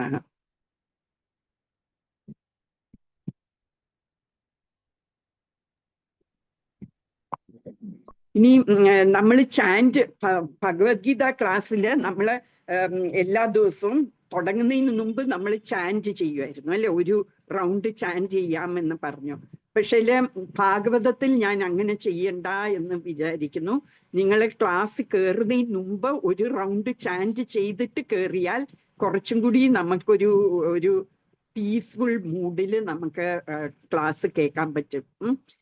അതിന് ഒരു റൗണ്ട് ജപിച്ചാൽ നല്ലതായിരിക്കും. അതോ നിങ്ങളുടെ അഭിപ്രായത്തിൽ നമ്മൾ ക്ലാസ് ചെയ്യുന്നതാണോ കൂടുതൽ നല്ലത്? അഭിപ്രായം എന്നോട് പറയാം. വേണമെങ്കിൽ നമുക്ക് ചെയ്യാം അങ്ങനെ. അത്രയും കൂടി സമയം നമ്മൾക്ക് വേസ്റ്റ് ആവാതെ, വേസ്റ്റ് അല്ല അത്, പക്ഷെ അത്രയും കൂടി സമയം ഭാഗവതത്തിന്റെ ആ വേഴ്സസ് എക്സ്പ്ലെയിൻ ചെയ്യുന്നതിൽ എടുക്കാം എന്ന് ഉദ്ദേശിച്ചിട്ടാണ് ഞാൻ അത് വേണ്ട എന്ന്, ഒഴിവാക്കാം എന്ന് വിചാരിക്കുന്നത്. അത് ഓക്കെ ആണോ? ചാൻറ്റ് ചെയ്തിട്ട് കേറാം മാതാജി, അതായിരിക്കും ബെറ്റർ. ഓക്കെ, ചാൻറ്റ് ചെയ്തിട്ട് കയറും. പിന്നെ ഈ ശരിക്കും ഈ ഹരേ കൃഷ്ണ എന്ന് പറയുമ്പോൾ ഈ മഹാമന്ത്രവും കൃഷ്ണനുമായിട്ട് നോൺ ഡിഫറെൻ്റ് ആണ് എന്ന് പറയുന്നു അല്ലെ? ഒരു വ്യത്യാസവുമില്ല. കൃഷ്ണന്റെ പേരും കൃഷ്ണനുമായിട്ട് ഒരു വ്യത്യാസവുമില്ല. ഹരേ എന്ന് പറയുന്ന കൃഷ്ണന്റെ എനർജി തന്നെയാണ്, ഹ്ലാദിനി ശക്തിയാണ്. ഹ്ലാദിനി എന്ന് പറഞ്ഞാൽ കൃഷ്ണന് ആഹ്ലാദം കൊടുക്കുന്ന ശക്തിയാണ്. അത് ഒരു സ്ത്രീ രൂപമാണ്. അതാണ് രാധാറാണി എന്ന് നമ്മൾ പറയുന്നത്. നമ്മൾ രാധാറാണി സഭ എന്ന് അങ്ങനെയാണ് ഇട്ടത്. എന്നുവെച്ചാൽ ഭഗവാന് ആഹ്ലാദം കൊടുക്കാൻ എന്നുള്ള ഉദ്ദേശത്തിലാണ് നമ്മൾ ഭഗവാന്റെ കഥകളും ഭഗവാന്റെ ഗ്ലോറീസും ഒക്കെ പറയുമ്പോൾ അത് ഭഗവാന് നല്ല ആഹ്ലാദം കൊടുക്കുകയാണ്. അപ്പൊ അതുകൊണ്ടാണ് നമ്മൾ രാധാറാണി സഭ എന്ന് പറഞ്ഞത്. സഭ എന്നുള്ള അർത്ഥം ഒരു അസംബ്ലി ഓഫ് ഭക്തന്മാര്, നമ്മൾ എല്ലാവരും കൂടെ കൂടിയിരുന്ന് നമ്മൾ ഭഗവാന്റെ കഥകൾ പറയുന്നു. അപ്പൊ അത് മോണോലോഗ് ആകണം എന്ന് ഇല്ല കേട്ടോ. എന്ന് വെച്ചാൽ ഞാൻ തന്നെ പറയാ, നിങ്ങൾ എപ്പോഴും ശ്രവിച്ചുകൊണ്ടിരിക്കുക എന്ന് വേണമെന്നില്ല. നമ്മൾ ഓരോ ക്ലാസ്സിലും ഓരോ ശ്ലോകങ്ങൾ എടുത്തു കഴിയുമ്പം നിങ്ങൾക്കും നിങ്ങളുടെ അഭിപ്രായങ്ങൾ പറയാം. നിങ്ങൾക്ക് ആ ശ്ലോകത്തിൽ നിന്ന് നിങ്ങൾക്ക് കിട്ടിയത് എന്താണ്, നിങ്ങളുടെ അനുഭവം എന്താണ്. അനുഭവം എന്നല്ല, എക്സ്പീരിയൻസ് എന്നല്ല ഉദ്ദേശിക്കുന്നത്. നിങ്ങൾ എന്തർത്ഥം അതിൽ കാണുന്നു എന്ന് വെച്ചാൽ, നമ്മൾ ഈ ഓരോ വേഴ്സ് പറയുമ്പോഴും ഓരോ വേഴ്സ് നമ്മൾ പഠിക്കുമ്പോഴും നമ്മൾ ഓരോ തവണ അത് വായിക്കുമ്പം നമുക്ക് ഓരോ പുതിയ പുതിയ അറിവുകൾ വരും. അപ്പൊ അങ്ങനെ ഇപ്പൊ എനിക്ക് കിട്ടിയ അറിവായിരിക്കില്ല നിങ്ങൾ വായിക്കുമ്പോ കിട്ടുന്നത്. അതുകൊണ്ട് എല്ലാവർക്കും ഇത് ഡിസ്കസ് ചെയ്യാം കേട്ടോ. അപ്പൊ അത് നമ്മൾ ഒരാൾ മാത്രം പറയുന്നതിന് പകരം എല്ലാവരും അവരവരുടെ അഭിപ്രായങ്ങൾ പറയാം. ഇതിൽ കുറെ പേര് ആദ്യത്തെ തവണയല്ല കേൾക്കുന്നത്. കുറെ ഇനീഷ്യേറ്റഡ് ആയിട്ടുള്ള ഡിവോട്ടീസും ഇതിൻ്റെ ഇടയിലുണ്ട്. അപ്പൊ അവർക്ക് എന്നെക്കാട്ടിലും ഒക്കെ വളരെ കൂടുതൽ അറിയാമായിരിക്കും ഈ ഭാഗവതം. അപ്പൊ അവർക്കും പറയാം, ഇതിൽ ആഡ് ചെയ്യാം എന്തെങ്കിലും അവർക്ക് വേറെ അവര് കേട്ടതായിട്ടും അവര് മനസ്സിലാക്കിയതായിട്ടും ഉള്ളത് നമുക്ക് ഡിസ്കസ് ചെയ്യാം. അപ്പൊ അത് കുറച്ചും കൂടി ലൈവാകും, ലൈവ്ലി ആകും. അങ്ങനെ നമ്മൾക്ക് അങ്ങോട്ടും ഇങ്ങോട്ടും അത് ഞാൻ ഈ രാധാറാണി സഭയിൽ തന്നെ ഞാൻ ഡിസ്ക്രിപ്ഷൻ ബോക്സിൽ ഞാൻ എഴുതിയിരിക്കുന്ന അതാണ്, ബോധയന്ത പരസ്പരം. ഭഗവാന്റെ കഥകൾ പറയുമ്പം നമ്മൾ അങ്ങോട്ടും പരസ്പരം നമ്മൾ ബോധദീപ്തരാകുകയാണ്. നമ്മൾ കൃഷ്ണനെ കുറിച്ച് കൂടുതൽ അറിയുകയാണ് അങ്ങോട്ടും ഇങ്ങോട്ടും. അങ്ങനെ ആകുമ്പോൾ നമുക്ക് ആനന്ദം കിട്ടും എന്നാണ് 10ാമത്തെ അധ്യായം, ഭഗവത്ഗീതയിലെ 10ാമത്തെ അധ്യായത്തില് 8ാമത്തെ ശ്ലോകത്തിൽ പറയുന്ന, 8ാമത്തെ ശ്ലോകത്തിൽ പറയുന്ന അതാണ്. കൃഷ്ണന്റെ ഭക്തന്മാര് കൃഷ്ണന്റെ ലീലകൾ അങ്ങോട്ടും ഇങ്ങോട്ടും പറഞ്ഞ് അവര് കുറെ കൂടിയും ഭഗവാനെ മനസ്സിലാക്കുകയും ബോധദീപ്തരാകുകയും അതുവഴി അവർക്ക് ആനന്ദം ലഭിക്കുന്നു എന്നാണ് പറയുന്നത്. അപ്പൊ നമ്മൾ ഈ 1.5 മണിക്കൂർ കൊണ്ട് ഭഗവാന്റെ കഥകൾ ഇങ്ങനെ ശ്രവിക്കുമ്പം നമ്മളുടെ കൂടെ ഭഗവാനും ഇരിക്കുന്നുണ്ട്. ഭഗവാനും അത് ശ്രവിക്കുകയാണ്. ഭഗവാന് ഏറ്റവും ഇഷ്ടമുള്ളത് ഭഗവാന്റെ കഥകൾ കേൾക്കുന്നതാണ്. ഓരോരുത്തവര് പറയുമ്പോഴും അത് പുതിയതായിട്ട് ശ്രവിക്കുന്നു പോലെ ഭഗവാന് ഫീല് ചെയ്യും. അതുകൊണ്ട് ഞാന് 10:09 ചതുശ്ലോകി ഭഗവത്ഗീത 9 മറ്റേത് പറയുന്ന അഹം സർവസ്യ പ്രഭവോ എന്നാണല്ലോ അല്ലെ. 10:09 പറയുന്നത് ഇങ്ങനെ എല്ലാ ഭക്തന്മാരെ എന്നെ കുറിച്ച് അറിയുകയും പിന്നെ അവര് പരസ്പരം ഇത് ഡിസ്കസ് ചെയ്തിട്ട് അവർക്ക് ആനന്ദം കൂടുതൽ കിട്ടുന്നു എന്ന് പറയുന്നു. അപ്പൊ അതുകൊണ്ട് അതെ, തുഷ്യന്തി രമന്തിച്ചെന്ന് അല്ലെ. അതുകൊണ്ട് അങ്ങനെ നമ്മൾക്ക് ശ്രവിക്കുകയും നമ്മൾ പറയുകയും ചെയ്യാം. അപ്പൊ നമുക്ക് കൂടുതൽ അത് ഉറക്കുകയും ചെയ്യും നമ്മൾ പറയുമ്പം.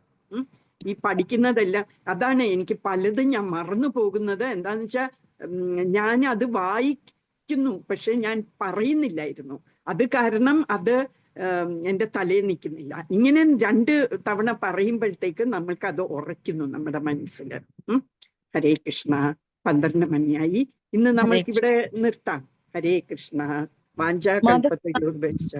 പറയൂ. ഹരേ കൃഷ്ണ. മാതാജി ഇപ്പൊ നാളെ ശ്ലോകം ഏതാ എടുക്കാൻ പോണത്? 1:1 1ാമത്തെ സ്കന്ധത്തില് 1ാമത്തെ അധ്യായത്തിൽ ആദ്യത്തെ ശ്ലോകം, ജന്മാദസ്യ എന്ന് പറഞ്ഞ ശ്ലോകം. അപ്പൊ ഇന്ന് ഞാനത് പോസ്റ്റ് ചെയ്യാം. അപ്പൊ വായിച്ചിട്ട് വന്നാൽ കുറച്ചും കൂടെ നല്ലായിരുന്നു. According to your circumstances. എല്ലാവർക്കും അതിന് പറ്റില്ലായിരിക്കും, എനിക്കറിയില്ല. ഓരോരുത്തരുടെ സാഹചര്യം അനുസരിച്ച് വായിച്ചിട്ട് വന്നാൽ കുറച്ചും കൂടി നമുക്കത് മനസ്സിലാകും. ഞാൻ എന്തെങ്കിലും വിട്ടുപോയിട്ടുണ്ടെങ്കിൽ അതും നിങ്ങൾക്ക് പറയാൻ. ഹരേ കൃഷ്ണ. വാഞ്ചാകൽപതരുഭ്യശ്ച കൃപാസിന്ധുഭ്യോ നമോ. അപ്പൊ ഇത് നമ്മൾ രാവിലെ മാത്രമേ ഈ ക്ലാസ് എടുക്കുന്നുള്ളൂ. വൈകുന്നേരത്തെ ഗ്രൂപ്പിന്, വർക്കിംഗ് ലേഡീസിന് വൈകുന്നേരം ഉണ്ടല്ലോ വീക്കെൻഡ്, അപ്പൊ അവർക്ക് എടുക്കുന്നില്ല ഭാഗവതം.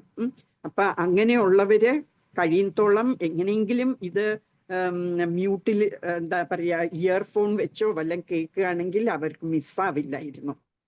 ഹരേ കൃഷ്ണ. ഞാൻ ക്ലോസ് ചെയ്യാണ്. ഹരേ കൃഷ്ണ മാതാജി, പ്രണാമം. ഹരേ കൃഷ്ണ. ഹരേ കൃഷ്ണ. പ്രണാമം.